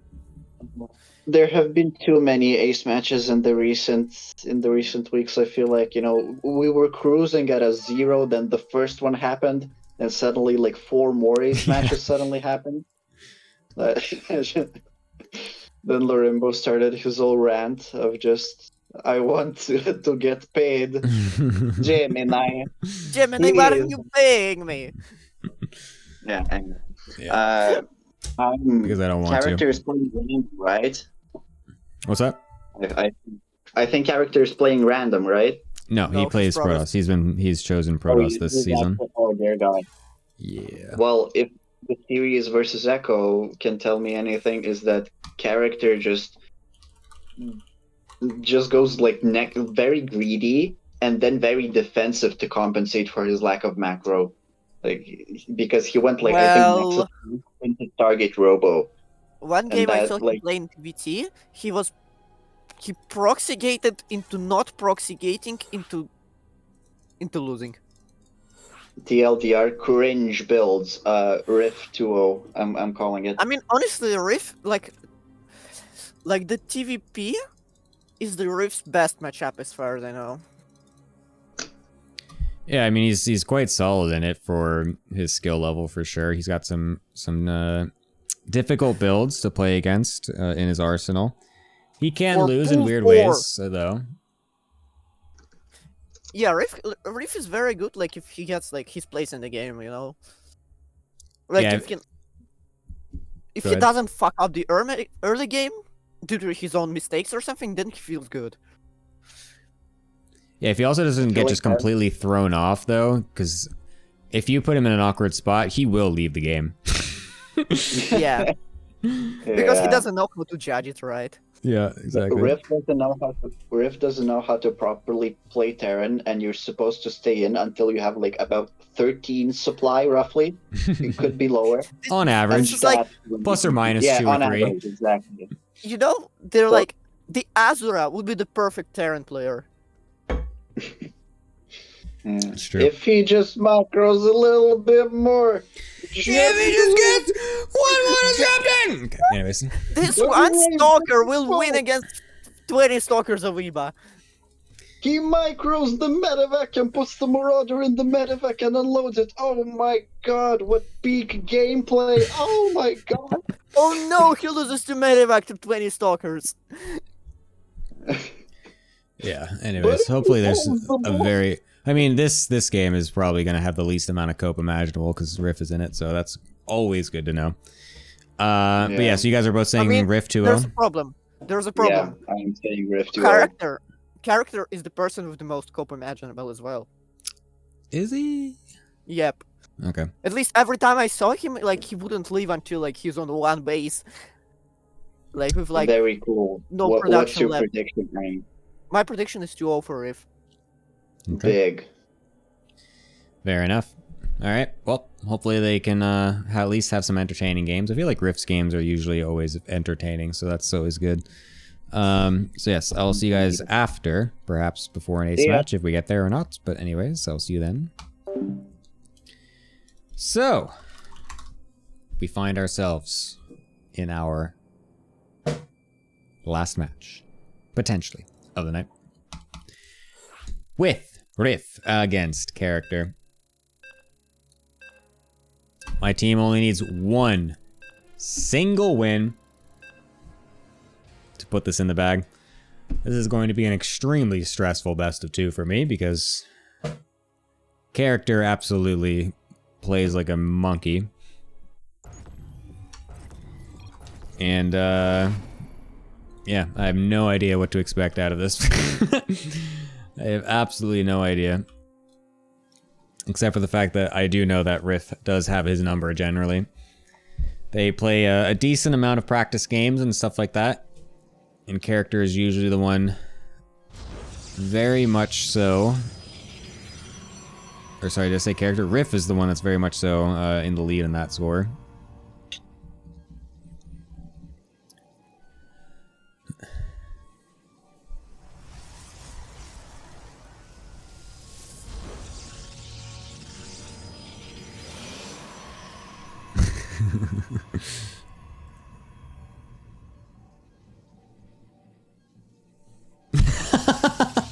Dude, all these fucking Lancer quotes and shit are so funny. Oh my god, it's so funny.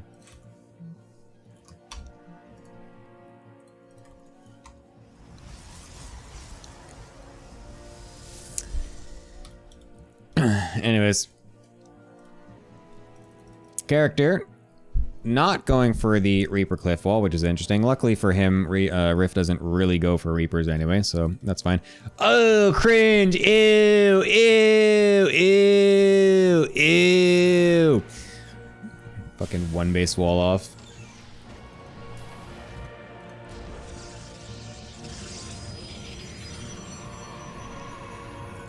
It's gonna be like a normal build though, also off of it, which is like super annoying as fuck to play against. Hold up, wait. Oh, Character, you could have gotten in! No! He could have fucking gone through the wall if he just fucking mineral clicked. No! What? Imagine BMing after going one base wall off into killing a probe that's with a Marine, what? Insane cringe opener out of Goobers and Riff.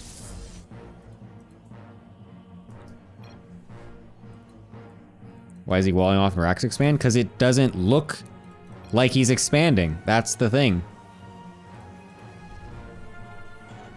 Frogos, see, this is what I'm talking about with Terran players, is they don't think. They just don't use their brain. If you look at this as a Protoss player, it's just, you could do anything. You can literally do anything. The Protoss player has to think about every possible scenario. And then they have to take a gamble on what they want to try to blind counter. Because they can't have perfect information. But you're just playing normal behind it anyways. And so then you're just ahead because they have to fucking, they're like thinking that they're gonna get attacked by all this garbage. But nothing actually happens. Luckily for Character though, he's just going one base, two base blink anyway, like a Giga Chad. Suicide in the Adeptin though is a bit sus. Oh my god. But he will see the reactor factory here, so that's pretty good at least. No more. Nice. This is quite a wall we have getting set up here.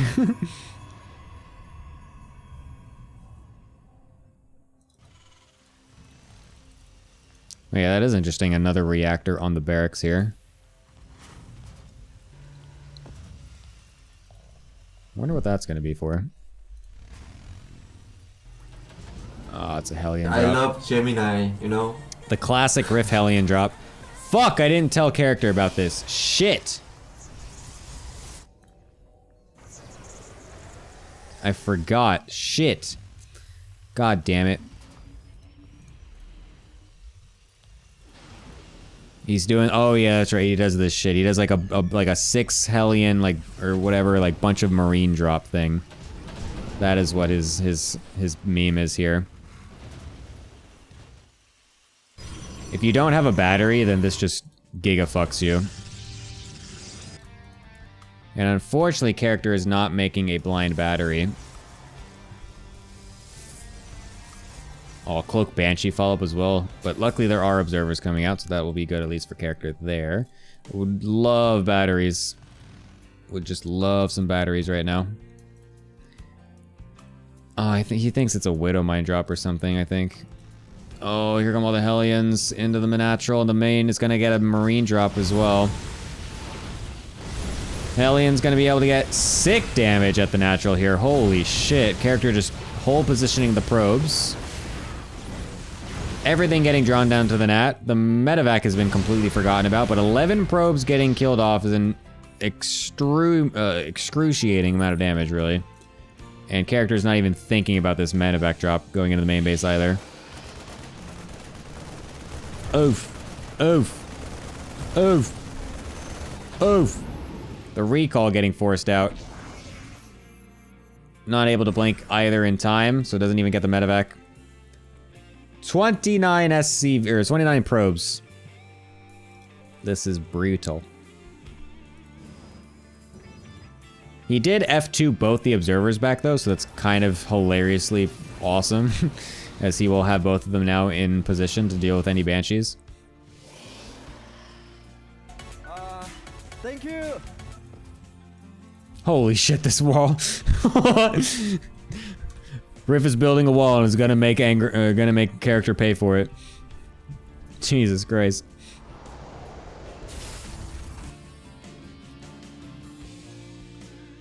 I don't know why I defaulted to saying Angrath, sorry. I think I see a pool 4 player, I just think Angrath.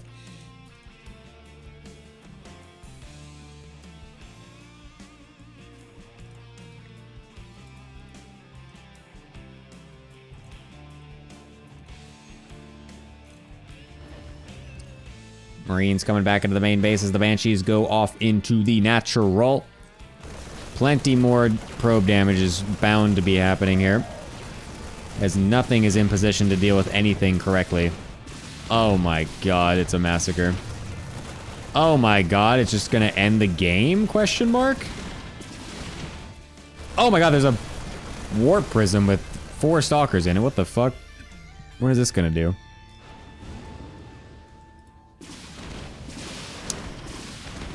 This game is over as fuck.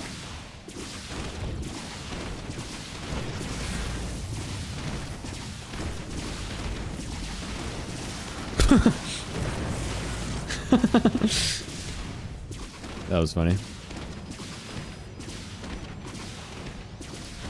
It's a massacre.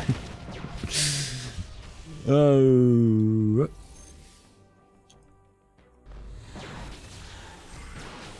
Get it! Oh! Got him.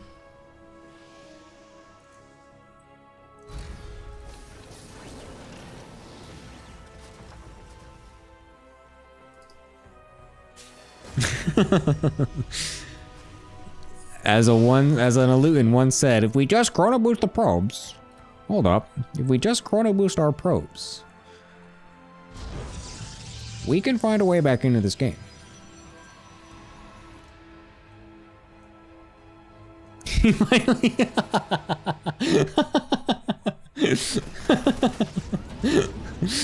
Riff might still leave when he sees one Colossus.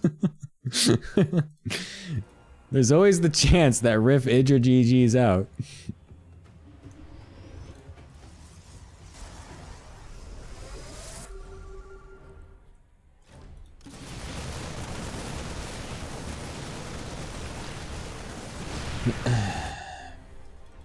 What am I looking at right here?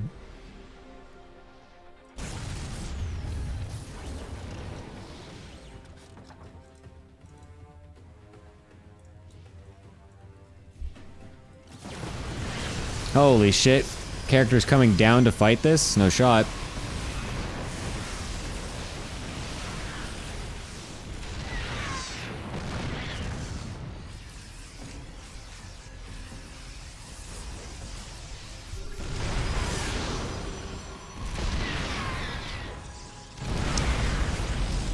This game is extremely over. And has been since the Hellions. Stim on in. End it. End it. Character's dead. Riff. With an extremely solid game number 1 here. Keeping the hopes and dreams of the Goobers alive. Will he be able to send it to the ace match?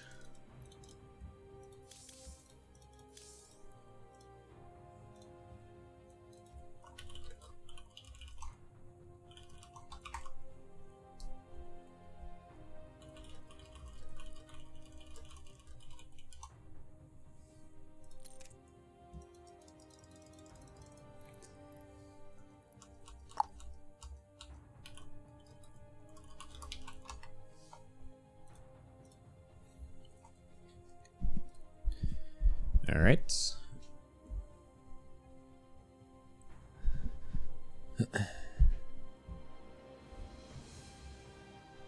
Let's see what the map pick is. Bum,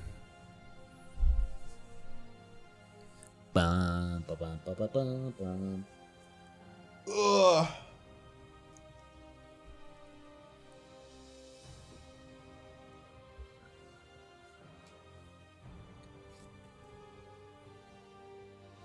I remember Riff leaving the one game and then trying to explain why it was over.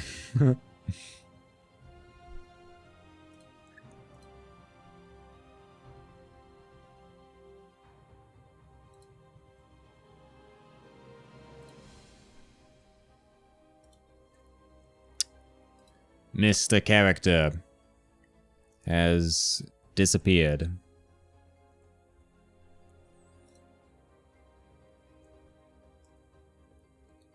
Bup, bup, bup, bup, bup, bup, bup.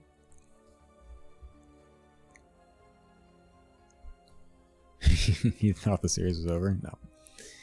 No, no, no, no, no. Not the case. Not the case. Makoto moment? No, he's still here. He is in the party.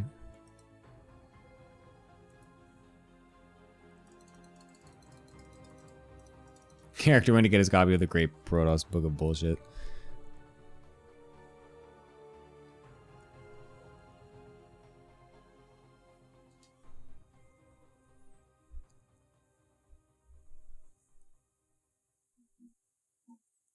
Character is currently just sitting in his chair and channeling all of the possible garbage that he could throw at Riff to make him leave the game early.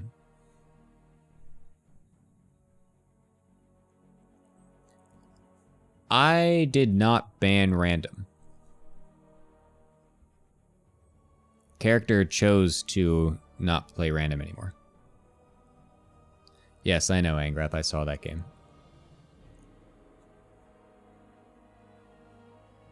I'll make a map that's insanely bad for Terran that's going to make it to ladder if you don't leave the game right now.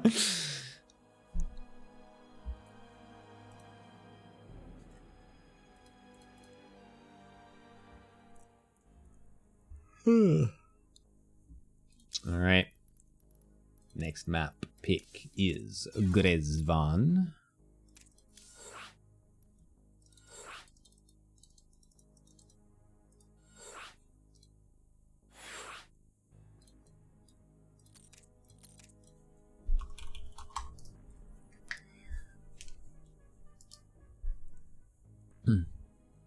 How did I see the game since I didn't cast it? What? Hang, what the fuck?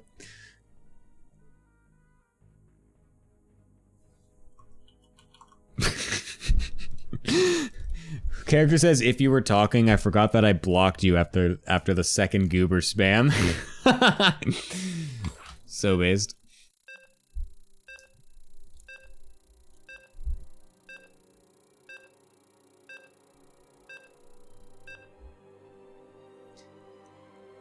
Angrath, I had to watch the replays to know what the score was of the match, so I knew what I needed to do to, if I needed to 2-0 or what to win the series for my team. All right, here we go.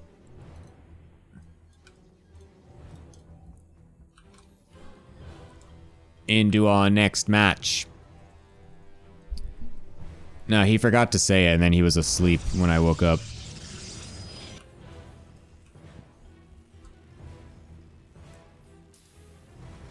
I do kind of wish he did just say it, though, so I didn't have to look at those replays, because then I just had to pour bleach in my eyes.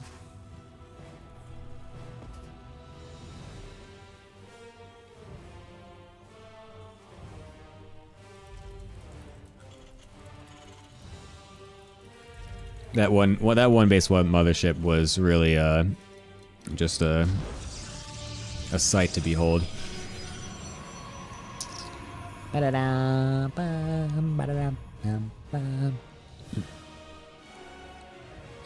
Reaper wall, yeah. Character does not like his Reaper walls. Does not like to go for those cliff walls, even though this map pool is extremely good for them.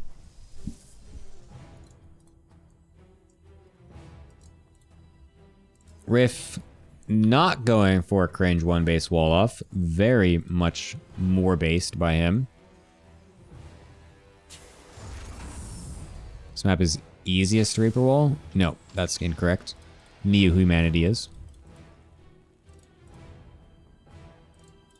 I think this one's actually one of the harder ones. Unless, I guess, no, yeah, I think this one is slightly more confusing. Sometimes, like, if you put your gateway just one to the left, it still looks like it'll wall off, but it doesn't, so it can be a little annoying sometimes. But the, like, Babylon and Royal Blood and Dragon are all way easier. And obviously Neo Humanity, since it's just one building.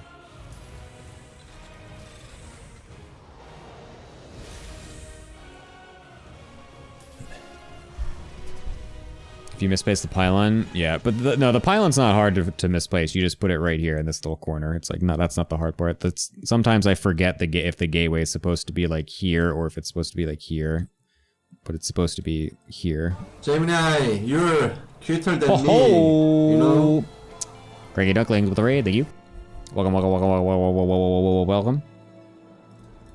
We're playing the All Things Protoss Team League. Currently in our... Whoops, forgot to put the score there. Currently in the possibly last match, if character can close this out. Oh my god, it's a proxy Starbird. Cringe! Cringe detected! We are playing in the possible last match if character cannot close this out. Character's on my team, by the way, and I'm hoping that he can win. So it's going to be extremely fucking biased, so that's all cool and everything. Just so you know.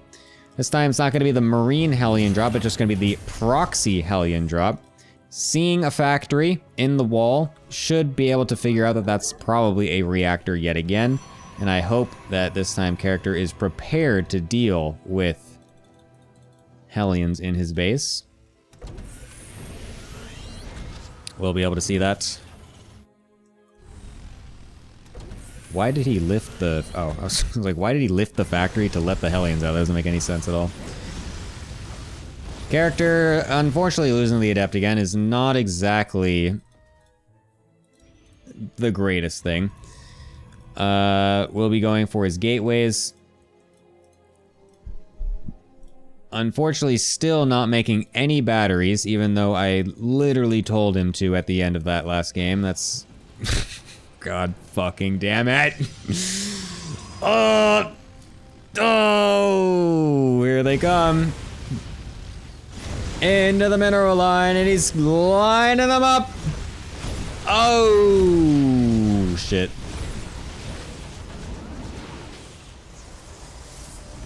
"12 workers already dead. 14. Hasn't lost a unit yet. Medevac somehow gets away. Hellions will suicide themselves, but they have done more than their fair share. The fuck? What is this SCV doing over here?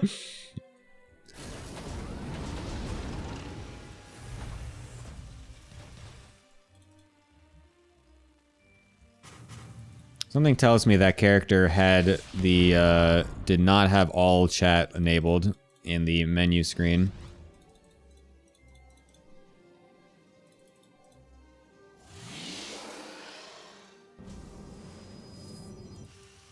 Because I literally was like, please make batteries.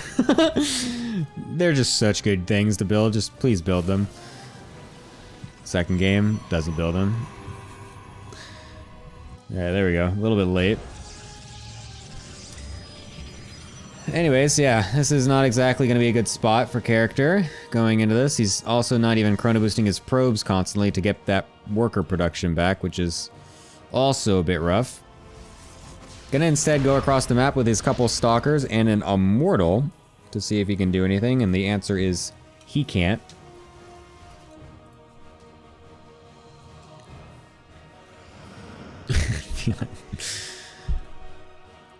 Yeah, that is true.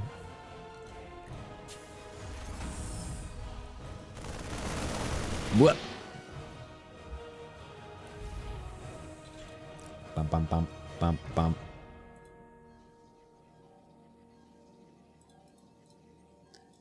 Going for the Robo Bay again as well. I mean, I don't mind it, it's fine. It's just that we lost 12, 14 probes to a Hellion drop, so we're just naturally going to be behind no matter what.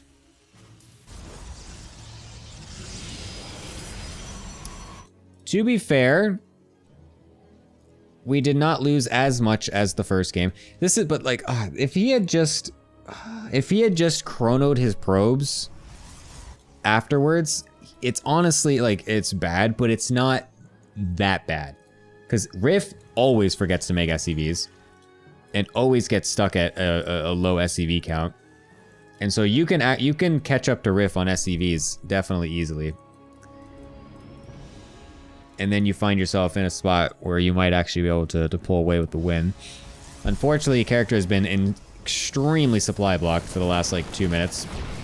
Does have 2 immortals here though, but that is 3 tanks and a lot of bio. This is going to be a tough one to break out of here, as we yet again have 0 batteries.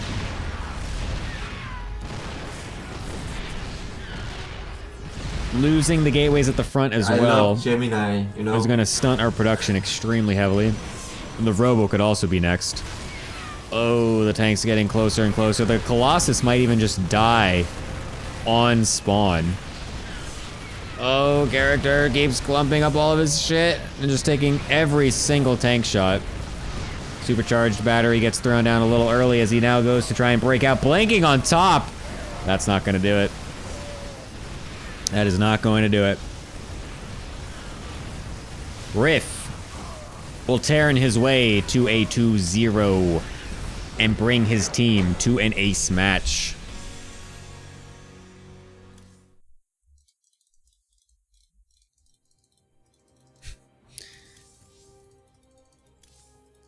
A rough series, for sure. But it is what it is. And so we will be getting ready for yet another ace match. Literally, this league has suddenly just become the ace match league. We had 0 aces for the first like 5 weeks, and now we're just getting an ace match every single fucking series. It's crazy. Anyways, hello, desk people. Hello. Hello, Jim. Yeah, so a 2-0 for Riff. Honestly, not that unexpected. I think I think he was definitely the favorite in that series. Just their past history shows as much. And these games were no different. Aang, what do you think? Yeah, I think the same. Like, Riff is just way too solid in TVP. Yep. If I lose 15 probes to Riff to the Hellion drop, then I consider ourselves in an even position. Sorry, what? Well, I said that I'm if I talking lose to 15 sorry, my team. Yeah, I imagine. I said that if I lose to 15 probes to Riff's Hellion drop, then I consider ourselves in an even position. yeah, his SCV production wasn't exactly the greatest, but he just won the game. There was a theory in chat that Riff, smoked some grass before the game, the Devil's Lettuce. And I wonder if, like the devil just appeared on his shoulder and started whispering him like, hey, the first game you should one base wall off and then run Hellions into his base. And the second game is just like, the same, yo, the Hellions work pretty good. What if we drop them in his main base? Just... To be fair, though, that that's is my- what Rift does every PVT. Yeah, that's it. Like, like- that's what he always does. The Hellion drop, proxy starboard Hellion drop. That's his go-to That, build. that's my headcanon. Like, I just want to imagine, like, this is what would make the game entertaining for me, because Riff just had 6 espresso shots and spammed goobers. The first You know game. what would have happened if Devil actually landed on Riff's shoulder? Yeah. Riff would try to play Cloak Mine with a Cloak Mine drop, Oh no. and then not build an armory.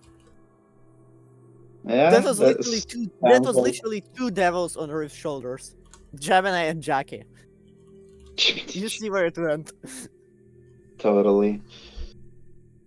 Do we know who's going to play the ace match? Unless Not yet.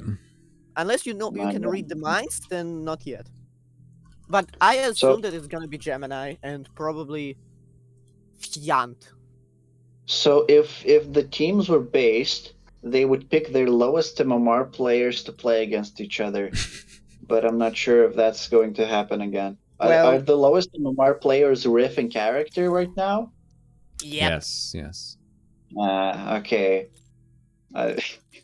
For some reason, I just wanted to see fake Gemini playing again, but I'm not even sure what team exactly he is on right now. He's not on these teams. Yeah, He's on bad. he's on Slip's team. Like the macaroni one. Oh yeah. I just wanted to see some godly immortal pushes. What if we get Riff versus Gemini? Would be hype. Hmm, What the fuck? what Lancer versus Character. Oh. Lancer versus Character. Lily Poor versus Lancer. DJ. Oh my god. What? Fiant versus Character. Hmm. Hmm. Oh my god. But Actually, Fiant wouldn't played Fiant, with one wouldn't- hand. wouldn't Fiant have to play Terran against Gemini? If it will be the ace. I don't remember what Fiant's, his Yeah, Fiant's Fiant- Protoss, I think, is like five something, but his Terran is like 4.8 or something. Yeah, exactly. So- Like, wouldn't his toss be too high? No, I don't think so. Because Like, you play I with the don't think. closest. Because you play with the closest race, and Gemini is like 4.8 or something right now. Although it's Korea, so. Yeah, but Riffs. I mean, not Riffs. Fiant's toss is, I don't think, 5.4, 5.5. Yeah, but I- it, I- that, yeah, but I the don't Terran think would it's- probably still be closer. Yeah, but why Because would you play you with the play? closest. closer? Because you have to play the closest of race, no? I don't think that's in the rules, but Gemini wasn't- could bend them, like. just Because say, you- I don't actually, even new know what rules. I wrote in the rules. What did I write? What did I say? Yeah. God damn it. Actually, if Gemini you look not at the even document, and Gemini just swiftly. Oh no, I did writes say in that the actually. No, yeah, document. in the rules I did say Actually- we'll be forced to play with the closest MMR to the lesser MMR player. Actually, it would be interesting did have because that written Fiant's there. Protoss is 4.9 right now. Yeah, so it's like. So it's probably PvP. Oh my god, I feel bad for Fiant. Gemini is gonna channel his inner Russian. if Jan feels himself. I will Idiot. make DT in his face. I make DT for the motherland. Yes. I make the tea for the motherland, and I follow it up with the charge lot. On one base. I make Lev Zolin, and he ain't no chance. My make immortal and adept, and my make glaive. Wait, 1 sec. I will have intercourse with his mother. Just Ay. Alright, Anyways, as we the are waiting Goobers are for in Fiant to say. Fiant has like probably dinner in 15 minutes, and his mom is asking when he's going to be ready, and he's thinking whether he can play. Just cranky cheeky for the cranky cheeky fast one. Just I mean, to be fair, I don't think it would be dinner time because it's like 4 for him. Ooh, 4:40 p.m. in Sweden right this now. is very so, like, interesting. It's doable. This is very interesting. Okay, the ace match is going to be me versus Lily. Holy. Yeah, we contemplated that this would be a possibility. Wait, it will be ZVZ though, isn't it? So this is the interest. Yeah, I'm not sure what her off or what her MMR is right now. I think it's like 4.5, 4.4. That sounds high. I'm not sure what she was. I mean, she played against Bulgogi Man, so and like, Bulgogi he's Man. about 4.8. So Yeah, the 4.4. MMR cannot be off-raised. This is just a low IQ pick from the Goobers, in my opinion. But we'll see. We'll see. No, I think it's a good pick. I mean, actually, wait. If Gemini is 4.8, then he wouldn't have to off-race. 4.7k. Jeez. Yeah, she Is there says she has a key? 4-7 account, which means I don't need to off race. So yes. Oh god. This is some clan shit. Gemini abusing his Korean MMR. I mean, even if it wasn't like 4.7 is not within 500 of what. Yeah, but you're literally would be 6K anyway. on an 8. No, I'm not. Shut the fuck up. I mean, 4.7 on 4.8 on Korea is literally 6K on an 8. No Yeah, cap. Menai versus Angrath show match. What? I mean, I only played Gemini Zerg, I think. Actually, no, we played some PvPs back in the day. Alrighty. Alright. Will we switch to the gamer POV? Yes, you guys are going to be watching from my POV then. Very cool. We're gonna see the gamer. The musty gamer Gemini. The Russian gamer. Make the motherland proud. Mm. Alright, we're going to do fucking coin toss to decide map and everything. You guys can keep talking Nice. about things while we do this because I don't want to talk. Can we talk about your mom? Oh my god. This fucking coin. Oh my fucking god. Got him. Bro, But, I always get tails on this fucking coin flip. It's crazy. Literally every coin flip has been tails. Are you doing the Google coin flip? Because the Google coin flip genuinely feels like it's rigged for tails. No, I'm literally flipping a coin in real life. Oh, nice. This coin That's was weird. rigged. Maybe you got that coin from a casino or something, and it was like, you know, like loaded. Aluton Yeah. is asking, can we have Ang and Goat and fuck my life and Gyra King cast Gemini POV? I love No, because then I can Gemini, you know? hear you. Yeah, Yeah, like, but like what that. if you? Yeah, but if Fuck you mute my yourself, you brain. can't hear us. Fuck, I'm alive. But they- Yeah, it wouldn't work. Yeah, what? The stream needs to hear you, and for that to happen, I need to hear you. We need to Yeah, somehow like that. make so Gemini can't hear us, but stream can hear us. Yeah, it's not possible.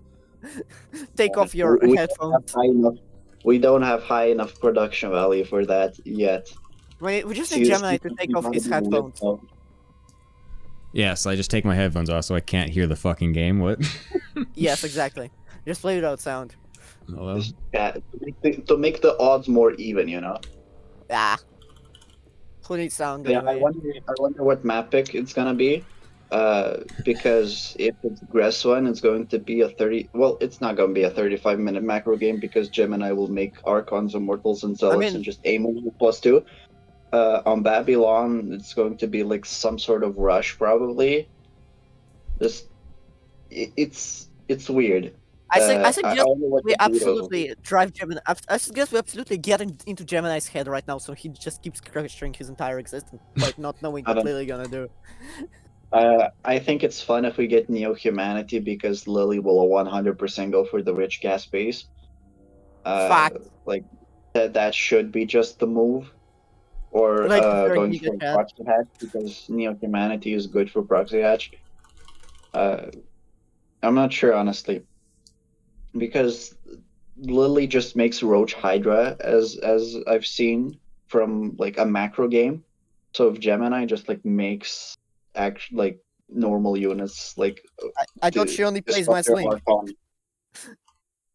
No, I mean Gemini is like comp of like ye oldie Protoss because he doesn't I don't think he plays Blink like ever. He just makes charge loss and that's enough.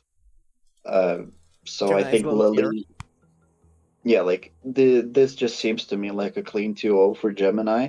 2-0. 2-0? You ate? What? Oh, I mean, yeah, like 2-0 in a best of one. That the classic. Surely. Yeah. I mean, what's the chance Gemini is gonna rush DTs? If Lily cheeses Gemini, like I think we'll just hold. Think about it. Think about it. Peep it. Proxy Stargate into DTs. Okay, but why would you do that? On one base. Like a real Russian Protoss. Link me one replay of a Russian Protoss that has done this. Yeah, I thought I mean, so. Honestly, if I dig hard enough, I probably could find something like this. Yeah, and then you will have to find some. Because I know there are certainly people who play Proxy Stargate. I will be right back. I need to go to the bathroom, so keep talking. Go ahead. Have a fun. Have fun having shit. Okay. Have a fun piss or something. I don't know. I don't know what the people say. Yeah.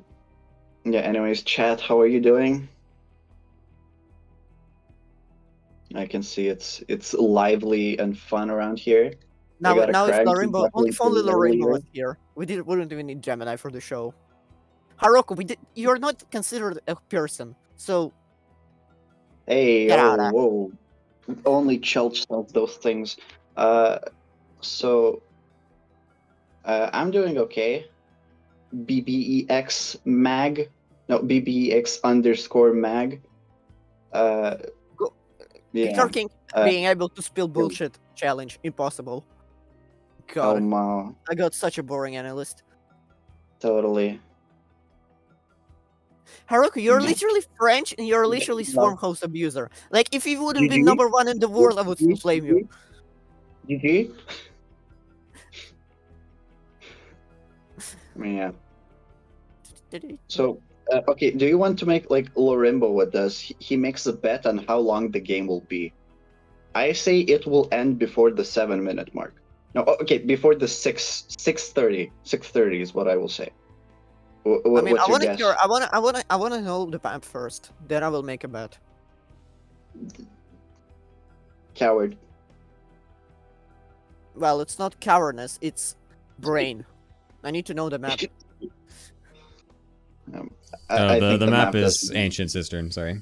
Ancient Cistern. Yeah. Then I'm gonna bet that the game is gonna be over before 6-minute mark. Alright. Alright. Big I am going to send it. Thank you guys for stalling for time while we figure out this ace match. Shoot it. So yes. Let's go. I'll be returning either extremely happy or extremely depressed. We'll find out which it is in a little bit. I will either praise or I will flame you. Great. Thank you. Alright, we're going to do an ace match of me versus Lily. So how this works is I'm just going to stream my gameplay. that's the only way we can do this. I know it's a little scuffed, but it is what it is. Let me hold up. I'll leave this thing up like this.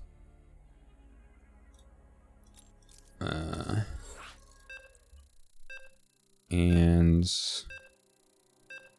yeah, that's it. I don't know. I guess that's fine. Yeah, I'll just do that. Alright. Close stream. Cool. Alright, come on.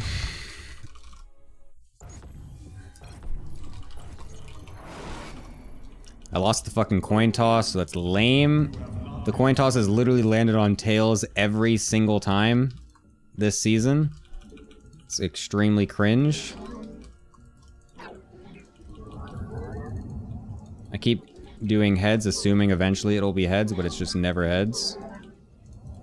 So I'm on the shitty server. Gotta get my excuses out of the way, don't worry.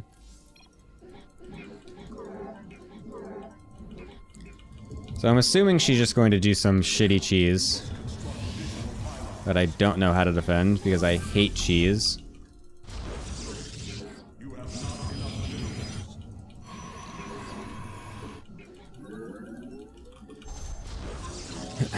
So I just have to make sure this goes to a fucking macro game somehow, and then I'll be fine.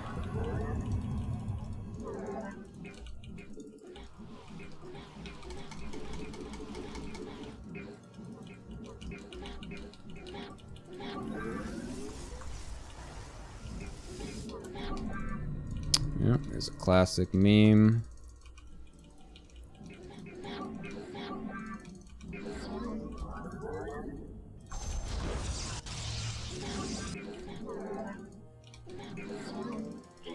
It's no gas though, right? Okay. Is this the fucking proxy hatch shit though? That's the next question.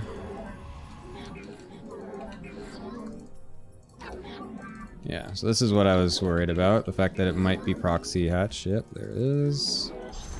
That's what I'm saying. I don't actually know how to defend proxy hatches very well. Like, do I cancel this Nexus? I don't actually know. This is potentially a problem.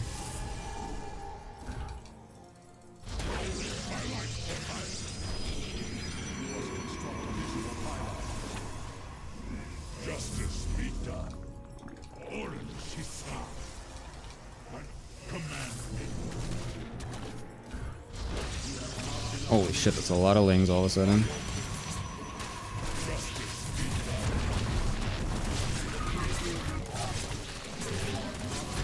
Yeah, like I might just die because I don't know what the fuck I'm supposed to do versus shit. Yeah, that's that.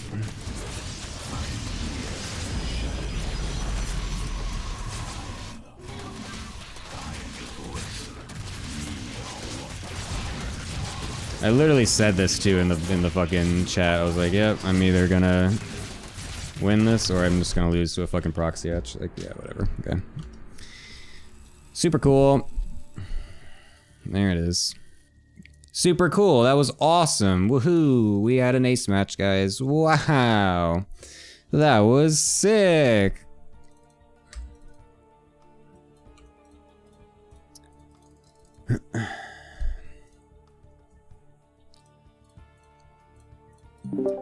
Woohoo, alright, here we are, back at the desk. It was a proxy hatch, and I don't know how to deal with them. That's the analysis.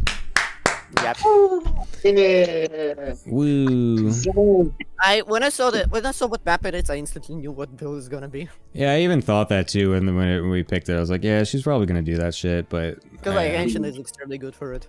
But it's like, The way I defend it is I make an Insta Zealot and Core first, and I make 2 Gateways and Chrono out Stalkers.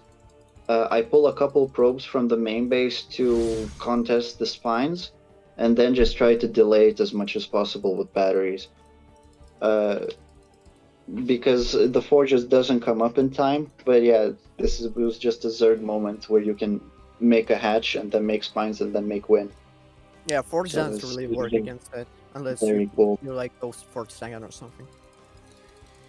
Yeah, I mean, I'm yeah, I sure never we- play against this garbage on Korea, so Yeah. you literally never Mhm. practice against. Even literally my whole StarCraft career, I just literally never have known how to deal with a proxy hatch ever. It's like Yeah, literally it'll be like 13 that. years. There's never been a way that I know how to deal with this properly.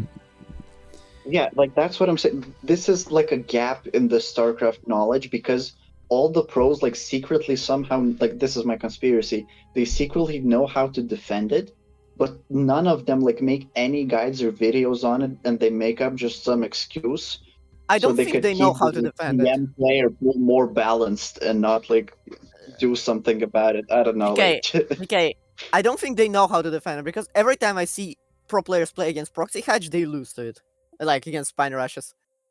I'm sure Gemini will like mention his like Trap versus Lambo series or something, where Lambo just made the queens and dropped them, and saying, "Ooh, so skilled, Zerg, look at Carson it." lost, like- Ooh. I think Carson lost like 150 points to this build.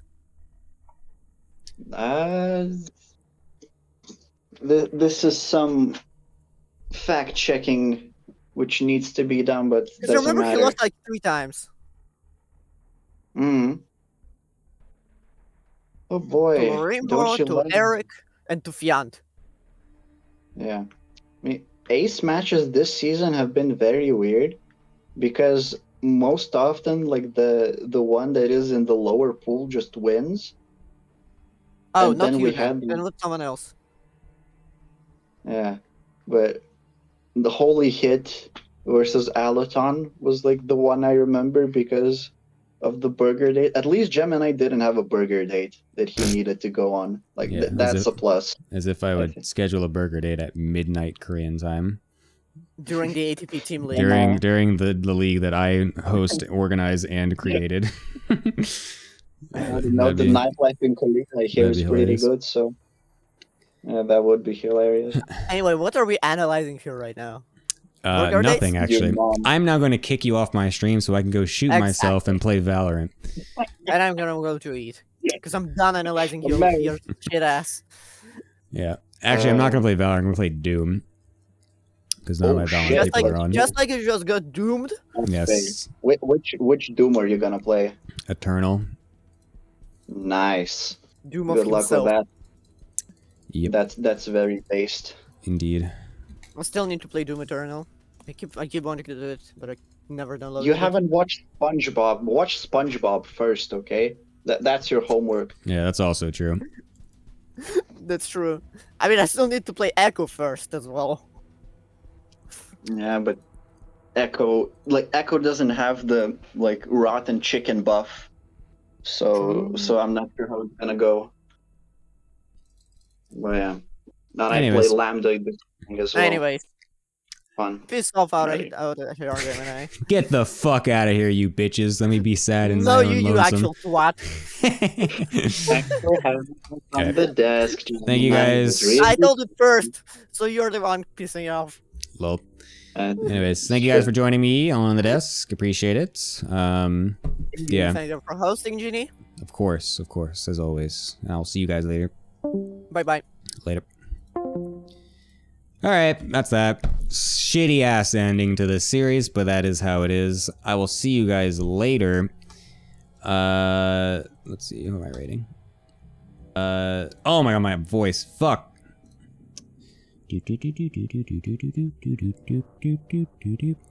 Who are we rating? Who is live? Oh, Bull Milja's doing the next match? Okay. Are you live right now?